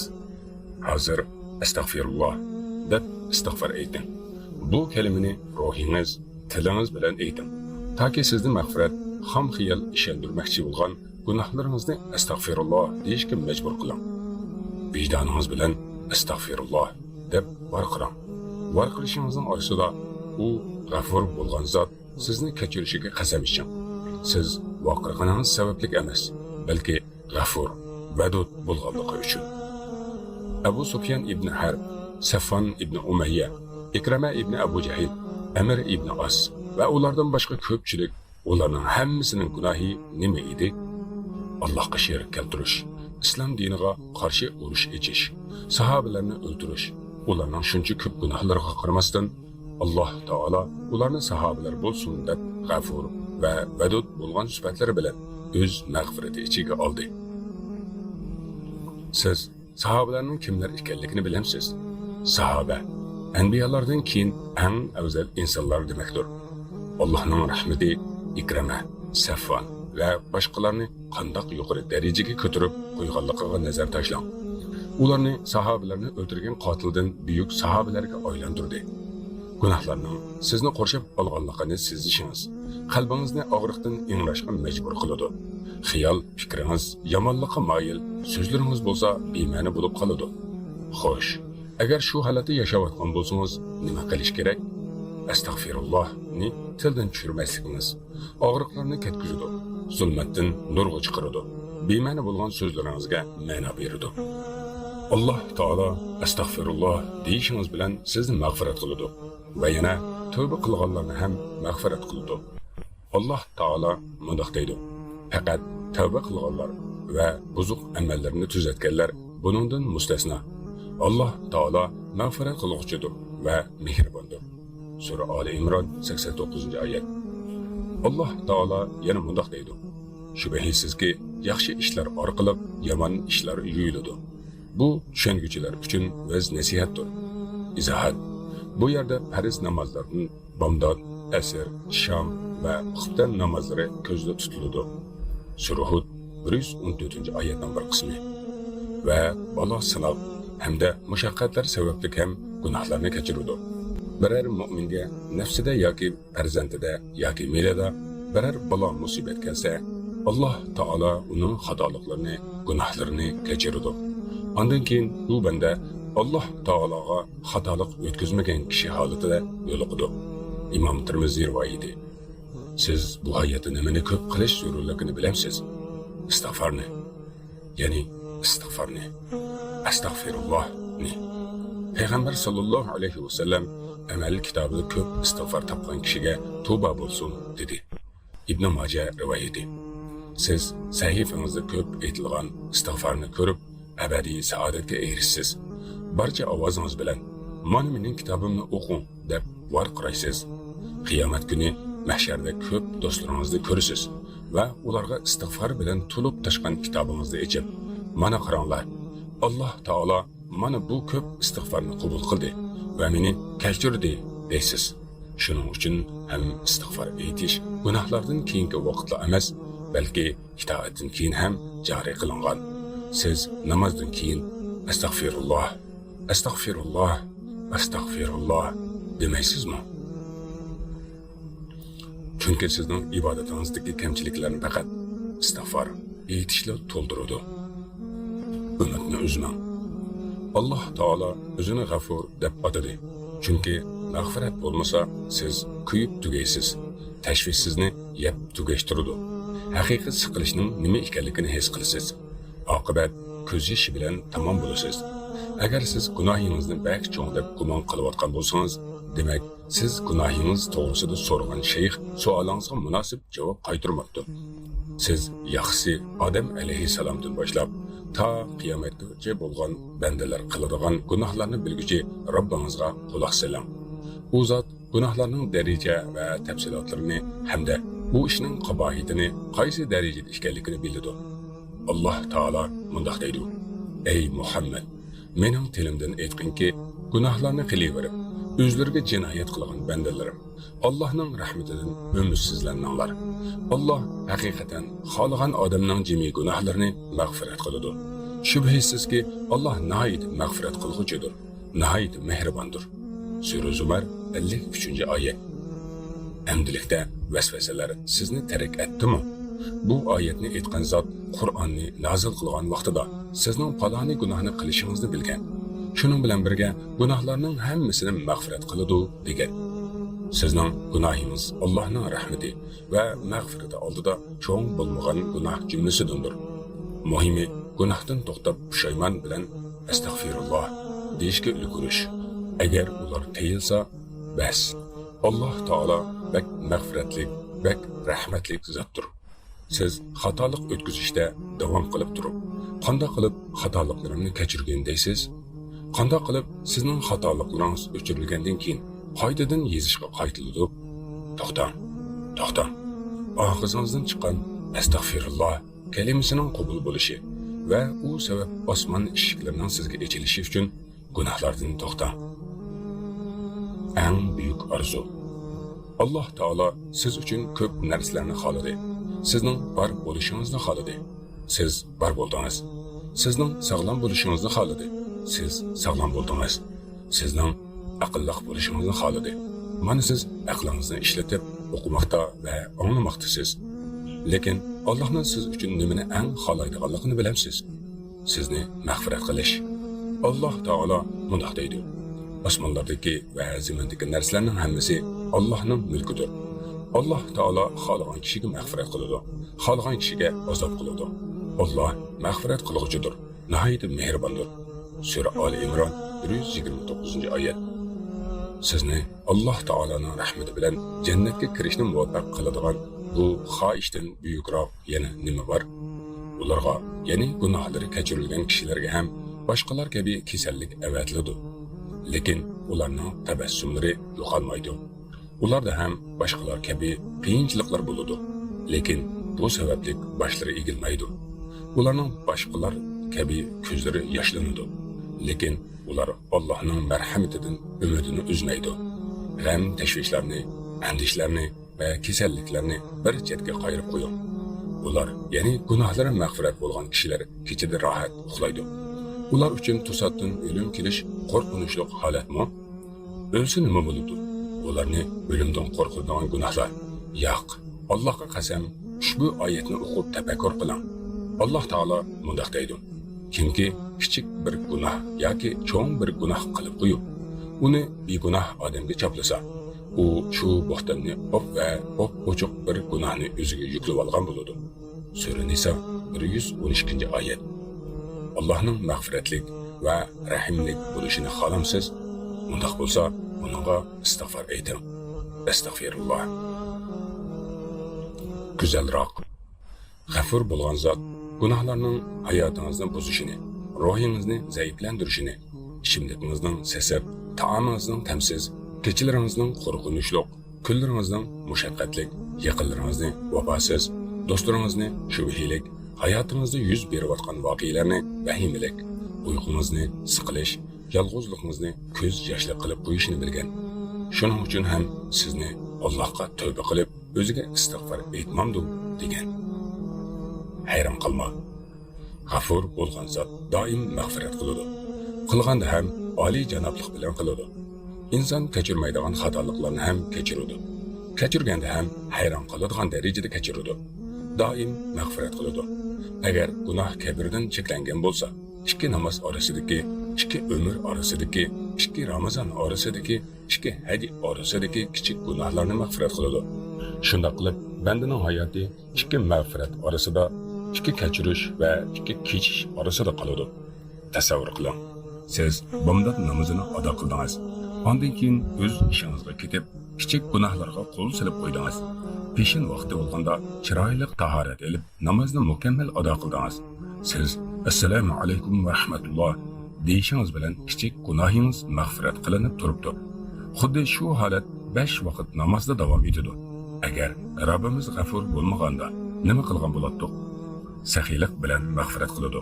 Hamma gunohlar yilda bir tutiladigan ro'za sababli mag'firat qilinadi. Hamma gunohlarni subhanallohi va bihamdi 100 qatim deyish sababli kechiradi. Yana 2 minut davomida 70 yillik gunohlarni kechirmoqda. Bundan ortiq saxiylik bormi? İnsan kechirmaydigan xatoliklarni kechiradi. Mag'firat qilib hayron qoldirdi. Chunki Badr g'azotida g'azotga ishtirok etgan kishilarni baxtli qilib, ularga xohlaganingizni qiling. Men sizni mag'firat qildim, dedi. Ularning bu g'azotdan ilgari va keyingi hamma gunohi kechirilgan edi. Badr g'azotida Alloh baxtli qilgan kishilardan biri Harisa ibn Suraqa. U g'azotga jangchi sifatida emas, balki yordamchi sifatida chiqqan edi. Jangni Iroqdan kuzatib turgan edi. U suv ichish uchun buloqqa borganda o'q tegib shahid bo'ldi. U kishining jasadini Madinaga elib kelgan vaqtda Ummu Harisa, ya'ni onasi jasadi ekanligini uqib, "Ey Allohning rasuli, menga o'g'lim haqida xabar bering. Agar u jannatda bo'lsa, sabr qilaman. Agar jannatda bo'lmasa, qattiq azob chekaman", dedi. Nabiy sallallohu alayhi va sallam, "Ey Ummu Harisa, o'g'lim Firdaus a'loga tushdi. U jannat bog'laridan bir bog'dir", dedi. İmam Buxoriy rivoyati. Ibn Kasir rahimahulloh aytadi: "Bu voqeada ahli Badrning fazilati to'g'risida katta xush xabar bor. Harisa ibn Suraqa radhiyallohu anhu jang maydonida urushga qatnashmadi, balki yiroqdagi buloqda suv ichmoqchi edi. U kishi bir kichikgina o'q tegib o'ldirildi. Lekin shundoq bo'lsa-mu, Firdaus a'loga tushdi. Endi jang maydonida dushman bilan yuzma-yuz turgan g'ozilarning holati qanday bo'lar? Boshlang. G'afur ismi bilan birga yangi davrni boshlang. Xursand bo'ling, chunki u gunohlarni kechiradi. Istig'forga oldirang. Bu mag'firatlarni Allohning buyrug'iga itoat qilish, qaytirganlardan qaytish bilan talab qiling. Alloh taolo mundaq deydi: "Ey Muhammad, ularga aytqinki, agar sizlar Allohni do'st tutsanglar, menga ergishinglarki, Alloh sizlarni do'st tutadi. O'tgangi gunohinglarni mag'firat qiladi. Alloh noyida mag'firat qilg'uchidir, noyida mehribondir." Sura Ali Imron 31-oyat. Allohim, gunohlarimizning cho'ng va kichigini, avvalgisini va oxirgisini mag'firat qilgin. Bizni sahifalarda ko'p istig'for yozilganlar qatoridan qilgin. Amin.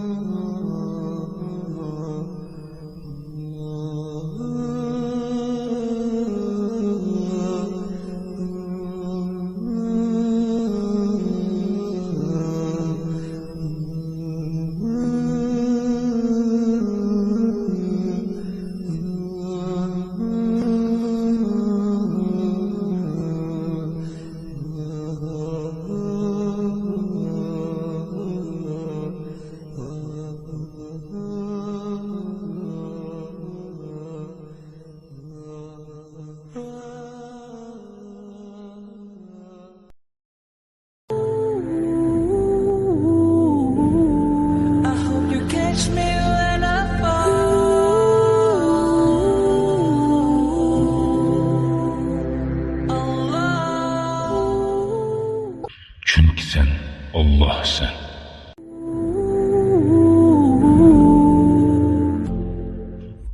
Yettinci osmonga safar.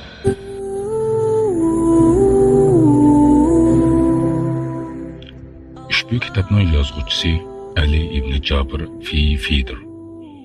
Uyg'urchaga tarjima qilguvchi Islom chakorlari guruhi. Çünkü sen Allah'sın. 12-qism. Al-Qarib. Bir qatim do'stim meni ziyorat qilib bo'lgandan keyin uyimdan chiqishdan burun qog'ozga biror narsa yozib berishimni so'radi. Men uningga u, ya'ni Alloh seni har vaqt ko'rib turadi deb yozib berdim. U uyiga berib bu jumlalarni o'qigandan keyin nihoyatda ta'sirlanganligini aytdi. Sizda qo'rqinish tuyg'usi bormi? Eng yaqin do'stingiz tashlab ketdimi? Siz va aziz insonlaringiz orasida qandoqdir ko'rinmas parda borligini his qilmoqdimisiz? Ular sizni burunqidek tushunmay qoldimi? Qalbingiz o'z dard hasratlarini to'kadigan bir suyumli biror kimni sig'inib yangramoqdimi? Bu suyumli kishi kim? Shu sizning eng yaqin do'stingizni qo'yib turing. O'ziga yaqinlashganga jafo qilmaydigan zotga yuzlanishga nima deysiz? Alloh taolo sizga jon tomiringizdanmi yaqin bo'lgan zotdir. Uning bilan hayotingiz saodat va baxtga to'lib toshidi. Uning go'zallikda tangdoshsiz buyuk qarib ismi bor. Alloh taoloning bizga qanchalik yaqinligini va qo'rqinchli kechalarda uningga munojat qilishning lazzatini his qilish uchun bu ismning ma'nolari bilan tanishib chiqayli. Alloh taolo arshiga istivo qilganini bilishni iroda qilgan vaqtida sana jon tomiringizdanmi bakroq yaqin ekanligini bilishingizni xohlaydi. Alloh gaplaringizni anglaydi. Qilgan ishlaringizni ko'rib turadi va uningdan biror narsa maxfiy qolmaydi. Bir kuni Rasululloh sallallohu alayhi va sallam safardan qaytgan vaqtida sahoba radhiyallohu anhu Allohga unlik ovoz bilan zikr qilyotdi. Bu holatni ko'rgan Rasululloh sallallohu alayhi va sallam o'zinglarga rahim qilinglar. Albatta sizlar ko'r va g'oyib bo'lgan zotga zikr qilmayapsizlar. Albatta sizlar o'ng'uchi va yaqin bo'lgan zotga duo qilyapsizlar dedi. İmam Buxoriy rivoyati. Banda duosini tugutish bilan ijobat bo'lgandek tuyuladi. Chunki Alloh taolo aql tasavvur qilib bo'lmaydigan darajada yaqin bo'lgan zotdir. Sen sababli. Bir do'stim beshidan o'tkazgan bir ishni aytib berdi. Bir kuni u tahorat elib masjidga kiribdi. Tahoratdan qolgan namlik qo'liqidan ham ketmagan edi. U birinchi sapga shamoldurg'ichning oldiga berib turibdi. Shamoldurg'ichdan chiqqan muzdek havo qo'liqiga kirib, hech qancha vaqt o'tmasdan qo'liqida og'riq boshlanganligini sezibdi. Shu vaqtda og'zini ochmasdan qalbi bilan: "Ey Alloh, bu mening olgan tahoratim sen sababli edi" degan ekan, og'riq shu hamon to'xtabdi. Siz hatto levingizni midirlatmasdan ishchingizdagi gapni biladigan darajadagi yaqinlik qandoq yaqinlik ha? Sizning Alloh taologa eng yaqin bo'lgan holatingiz sajda qilgan holda Subhana robbiyal a'la deb pichirlashingizdir. Sizning bu pichirlashingizga 7 qavat osmon o'z eshiklarini ochadi. Chunki sizni jabbor bo'lgan zot anglab turadi.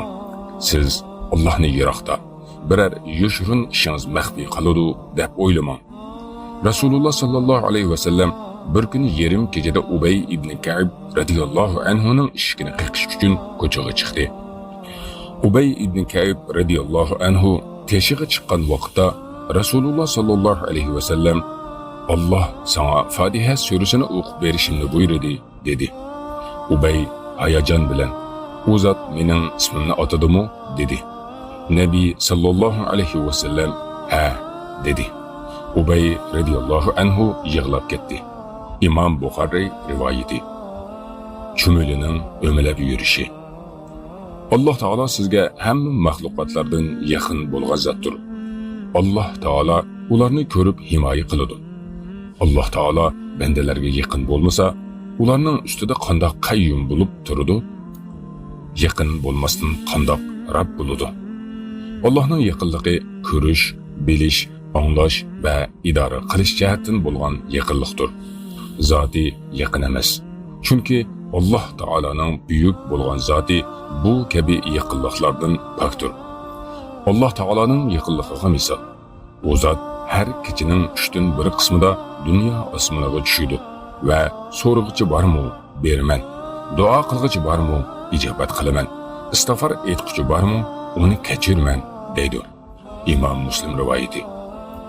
Alloh taolaning yaqinligiga yana bir misol shuki, u zot qorong'u kechida qora tosh ustidagi qora chumilining o'milab yurganini ham ko'rdi.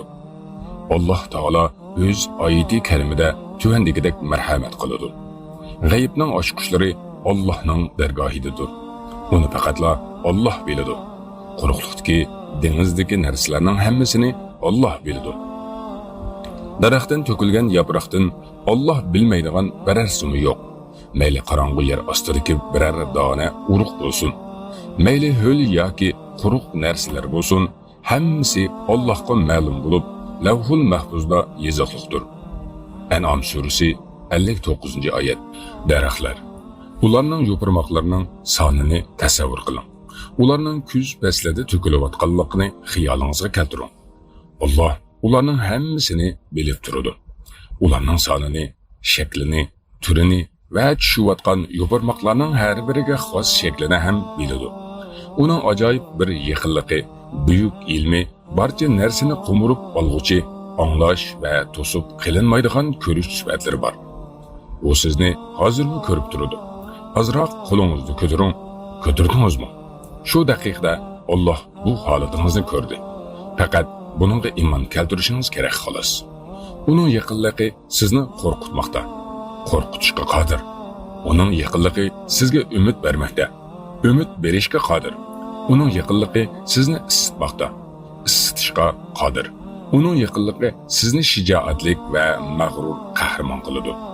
Uning so'ziga quloq soling va u Musa alayhissalomning Fir'avn oldiga berishga qo'rqqan vaqtida Alloh aytdi: "Qo'rqmanglar. Men sizlar bilan birga anglayman va ko'raman" deb tinchlantirgan kabi sizni ham tinchlantiradi. Allohning ular bilan bo'lishi, ularga himoya bo'lganligi yetarlidir. Chunki Alloh taolo ular bilan birga bo'lganligi uchun Fir'avndan qo'rqmasligi, shijoatlik va jasur bo'lishlari kerak. Aqida kitoblarida kelishicha, Alloh taoloning birga bo'lishi ikki qismga bo'linadi. Birinchi qismi valilariga xos bo'lgani. Bu muhabbat, nusrat, tavfiq vositada birga bo'lishdir. Ikkinchi qismi jami maxluqotlarga xos bo'lgan biliklik. Bu ilm, ko'rish va qo'murib elish vositasi bo'ladi. Musa va Harun alayhissalom bilan bo'lgan bilgilik nusratni, tavfiqni taqozo qiladigan bilgilik bo'lgan. Shundoq ekan, nimishqa qo'rqidi? Vaholanki ularga Alloh taolo nusratini va tavfiqini va'da qilib turgan bo'lsa, ilm va hidoyat asosida yaxshilikqa buyurish, yomonlikdan qaytarish kabi Musa va Harun alayhissalom qilganlarni qilgan har kim qalbidagi iymoni va Allohning buyrug'idagi itoatlarga qarata Alloh bilan birga bo'ladi. Shu sababdan ham har bir haqqa buyrug'ichi va yomonlikdan to'squchi kim bo'lsin, o'zida misli ko'rilmagan quvvat, shijoat, sabot va tavfiq topadi. Siz uni ko'rgan vaqtingizda uni o'rib olgan, qo'llab-quvvatlab turgan Alloh taologa yaqinligi bor deb tan elishga majbur bo'lasiz. Tabassum qiling. Bu to'g'risida oshkora va qalbga yaqin bo'lgan oyat haq Alloh taoloning tuvandagi oyatlardir. Alloh seni namozda qo'pqiningda ko'rib turadi. Namoz o'quvchilar orasidagi sajdaga borganlik, rukuga turganlik va qiyomda turganlik harakatingni ko'rib turadi. Shuara surasi 218-219-oyatlar. Sizning Alloh uchun namoz o'qishga tayyorlanib, Allohu akbar degan vaqtingizda sizadigan qalb xotirjamligingizning miqdori qancha? Alloh taolo sizga bu amalingiz bilan faqat o'zingizga ayon bo'ladigan halovat haqida xabar bermoqda. Chunki Alloh taolo kishilarning hammasining qoyim bo'lganini ham bo'lmaganini ko'rib turadi. Bu xabar berish sizni ko'rib turishi, sizni xos bandalaridan ekanligingizga dalolat qiladi. Bu ko'rib turishda muhabbat, qubul, ijobat va mag'firat bor. Imom Buxoriyning hadisida kelishicha, Rasululloh sallallohu alayhi va sallam Alloh taolo Qur'onni chiroyli qiroat qilib o'qigan payg'ambarning ovozi kabi biror narsani anglamadi degan. Ibn Kasir rahimahullohi alayhi bu hadisning ma'nosini Alloh taolo hech qanday narsaning ovozi, ovozini chiroyli chiqarib qiroat qilayotgan payg'ambarning ovozi kabi chiroyli anglanmagan. Payg'ambarlarning qiroatida chiroyli ovozi bo'lganidan tashqari eng chiroyli xuluq va xushuning eng oliysi bo'lgan. Qiroatdagi asli maqsad ham shu. Alloh taolo bandalarning hammasini, yomonini ham yaxshisini ham anglaydi. Tabassum qiling va Allohning sizga qanchalik yaqinligini eslang. Siz qo'rqayotgan hamma narsalar sizga Allohdan yaqin emas. Agar atrofingizga baloyi ofatlar yig'ilsa, buni yaxshilikda yuying va bu yomonliklarni Alloh taolo sizga jon tumuringizdan yaqinroq haqidagi fikr bilan rad qiling. Subhanak. Alloh taolo yaqin bo'lgan zotdir. Faqatla siz tilingizni uning zikri bilan harakatlantirsangiz yetarli. Siz zikr qiling. Ovozingiz uchun butun dunyoning eshiklari ochiladi. Yunus alayhissalom beliqning qornida sendan boshqa iloh yo'qdir. Sen barcha nuqsonlardan poktursan. Haqiqatan men o'zimga zulm qiluvchilardan bo'ldim deb nido qildi. Bu ovozni osmon farishtalari angladi va Robbiga bu tunish ovoz, notunish joydan degan. Bu nido qorong'u zulmatdan chiqqan va ulug'liq chegaralariga yetib borgan zaif bir ovoz edi. Alloh taolo hadisi quddusida kim meni yolg'iz zikr qilsa, men ham uni yolg'iz zikr qilaman. Kim meni bir jamoat ichida zikr qilsa, men uni uningdan yaxshiroq jamoat ichida zikr qilaman degan. Chunki u yaqin bo'lgan zotdir. Siz faqat ey Alloh deng. Javobi bo'lsa, Alloh sizning ismingizni zikr qiladi. Bu minutda podshohlarning podshohi sizning ismingizni zikr qilganini tasavvur qilishdan go'zalroq biror narsa bormi? U zot falonchining o'g'li falonchi meni zikr qildi deydi. Dunyoning hammasi arzimas narsa.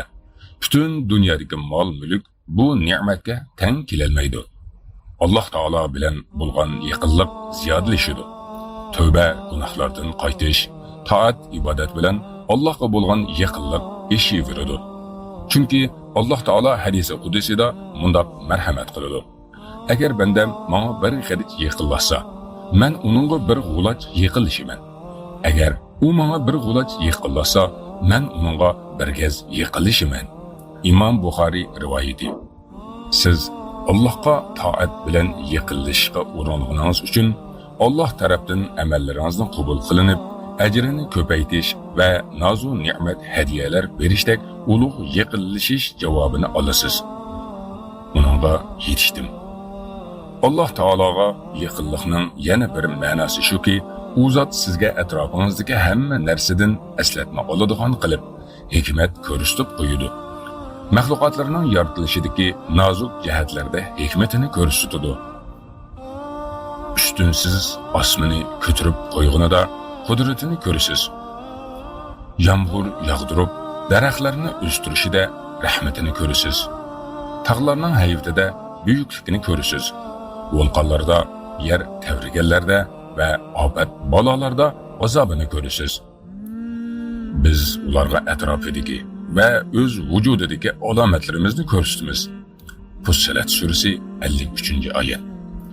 Agar siz qalb ko'zlaringiz bilan bir narsani ko'rsangiz, basir bo'lgan zotni eslaysiz. Agar tunning qorong'usida shivirlashni anglasangiz, as-sami' bo'lgan zotni eslaysiz. Agar bilmagan biror narsani bilsangiz, al-alim bo'lgan zotni eslaysiz. Al-qarib shundoq zotki siz qalbingiz bilan uning yaqinligini, uning sizni ko'rib turganini his qilmoqcha va ey Alloh demoqcha uningga yetisha olmaysiz. Agar sizdan so'rasa, ey Muhammad, bandalarim mening haqqimda so'rasa, ayting, men ularga yaqindirman. Baqara surasi 126-oyat. Kimki sizdan Alloh haqida so'rasa, siz u kishiga Rabbingizning uningga bak yaqinligini ayting. İnsan tabiatida uning duosini anglamaydigan va hojatlarini ko'rmaydigan, uningdan yiroq bo'lgan Rabbiga ibodat qilishdan mollolanish bor. Allohni tunishni xohlagan kishi birinchi bo'lib aytilishi kerak bo'lgan narsa Allohning al-Qarib zotligi haqida xabar berishidir. Allah bizga o'z kalomida bandalarga yaqin ekanligining xabarini berish kerakligini o'rgatgan. Bu yaqinlik Allohni yaxshi ko'rishingizni, uningdan umid qilishingizni va uningdan qo'rqishingizni ziyoda qiladi. Uningdan tashqari sizni uningga istig'for etishga va tavba qilishga undaydi. Al-Qarib bo'lgan zot istig'for etish va tavba qilishga eng haqliqdir. Chunki u yaqin bo'lgani uchun ham sizning yomonlik va buzuqlaringizdan xabardordir. Allohning yaqinligini sizning istig'foringiz va tavbangiz taxammu yaqin qiladi. Chunki sizning istig'foringizni anglagan, tavbangizni bilgan zotdan boshqasi tavbangizni qabul qilmaydi ham kechirmaydi. Bu gapdan burun siz tuvandagi oyat to'g'risida fikr yurgizing. Uningdan kechirim so'ranglar. Uningga tavba qilinglar. Albatta Robbim bandalarga yaqin va duolarni ijobat qilguchidir. Hud surasi 61-oyat. Salaf solihlarimiz sizni qarib bo'lgan zotdan hayo qilishga majbur qiladigan ajoyib nodir gaplarni qilgan. Alloh uni yaxshi ko'rishga qandoq haqliq bo'lmasin. Siz ma'siyat qilish uchun eshikni qo'loblagan vaqtingizda u o'lib qolmasligingiz uchun eshigingiz ostidan havo kirgizib turadi. Tutunlar oldida mushaqqatga duch kelganda bu ummat yashaydigan sanoq olamida mu'minlar boshlariga va qalblariga yetadigan halok qiluvchi urush tutunlar oldidan qarib ismiga taalluq bo'lgan 3 ma'rifiy darajaga muhtoj bo'ladi. Birinchi, insondan yordam so'rab chaqirgan vaqtdagi og'riqdan qutulish uchun Alloh taolaning yaqinligiga aniq iymon bilan ishonish kerak. İnsanın yaqinligi hammaga ma'lum bo'lgan, hamma ko'rib turgan yaqinlikdir. Allohning yaqinligiga ishonishning yana bir sababi shuki, u bu ma'nolarga o'z kalomida dalolat qilgan. U anglag'uchi va yaqindir. Hamda buningga o'xshash uchuq va oydin Qur'on oyatlarini tepib ko'rib, yordar qalbi qiyinchilikdan yeniyotgan vaqtidagi og'riqlardan qutulsin. Ustida so'zlanganlar muhim bo'lgan darajaning tarkibidandir. İkinci, turli hodislarni ko'rish, uylarning buzilishi, insonlarning o'limlari, tayyor bo'lgan mevalarning halok bo'lish vaqtida banda rahmat izlab qoladi. Kishi birodarlari ichidagi xorliqdan, qatma-qat kelayotgan xiyonatning og'riqidan xalos qiladigan rahmatni orzu qilib qoladi va u o'zi izlagan rahmatni Alloh taolaning tuvandagi oyatida topadi. Albatta Allohning rahmati yaxshilik qiluvchilarga yaqindir. A'rof surasi 56-oyat. Shundoq ekan, o'zining ruhini jabbarga nazar qilgan bu mujohid banda va Allohning rahmati orqasidan shirin xiyollar ko'rinib turgan nozik pardadan boshqa hech narsa yo'q. Faqat u o'zini Allohni ko'rib turgandek his qilib, bor g'ayrati bilan tirichanlik qilish kerak. Agar u Allohni ko'rmayotgan bo'lsa, albatta Alloh uni ko'rib turadi. Biror o'q etilsa uning huzurida nimaga, qachon va qandoq etildi degan savollarga javob bor. Banda biri yaxshilikdan boshqasiga ko'chishda har doim bo'ladi ekan.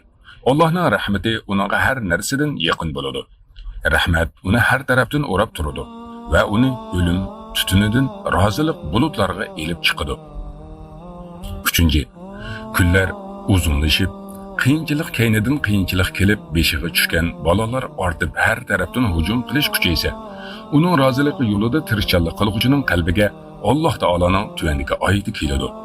Ogoh bo'linglar. Albatta Allohning nusrati yaqindir. Alloh taolo va uning rahmati yaxshilik qiluvchi bandalarga qanchalik yaqin bo'lgan kabi, uning nusrati ham tizdan lashkarlar bilan keladi. Albatta bizning qo'shinimiz, ya'ni payg'ambarlar va mu'minlar g'olibdir. Saffat surasi 173-oyatlar. İntizor va kutish sabrsini quritgan va toqatini taq qilgan qalblarni bu nusratga bog'laydi. Bandalar yaqinda keladigan nusratni kutadi. Alloh taolaning Al-Qarib ismini bo'ylab qilgan tafakkur sayohatimizdan keyin bizni o'zining yaqinida hozir bo'lg'uchilardan qilishni so'raymiz va hamisha uningga bo'ysunish va doim uningdan qo'rqish hamda nusrat va talabida bo'lgan kabi bu buyuk ismning ma'nolariga muvofiq amal qiluvchilar qatorida munosib ko'rishni so'raymiz. Ey sana dua qilganlar va sana umidvor bo'lganlarga yaqin bo'lgan Allohim. Bizni rahmeting va hidoyatingga yaqin qiladigan, u sababli umidlanadigan va ruhimizdan og'riqlarni ketkizib, jannatingga kirishga sabab bo'ladigan yaqinlikni nisb qil.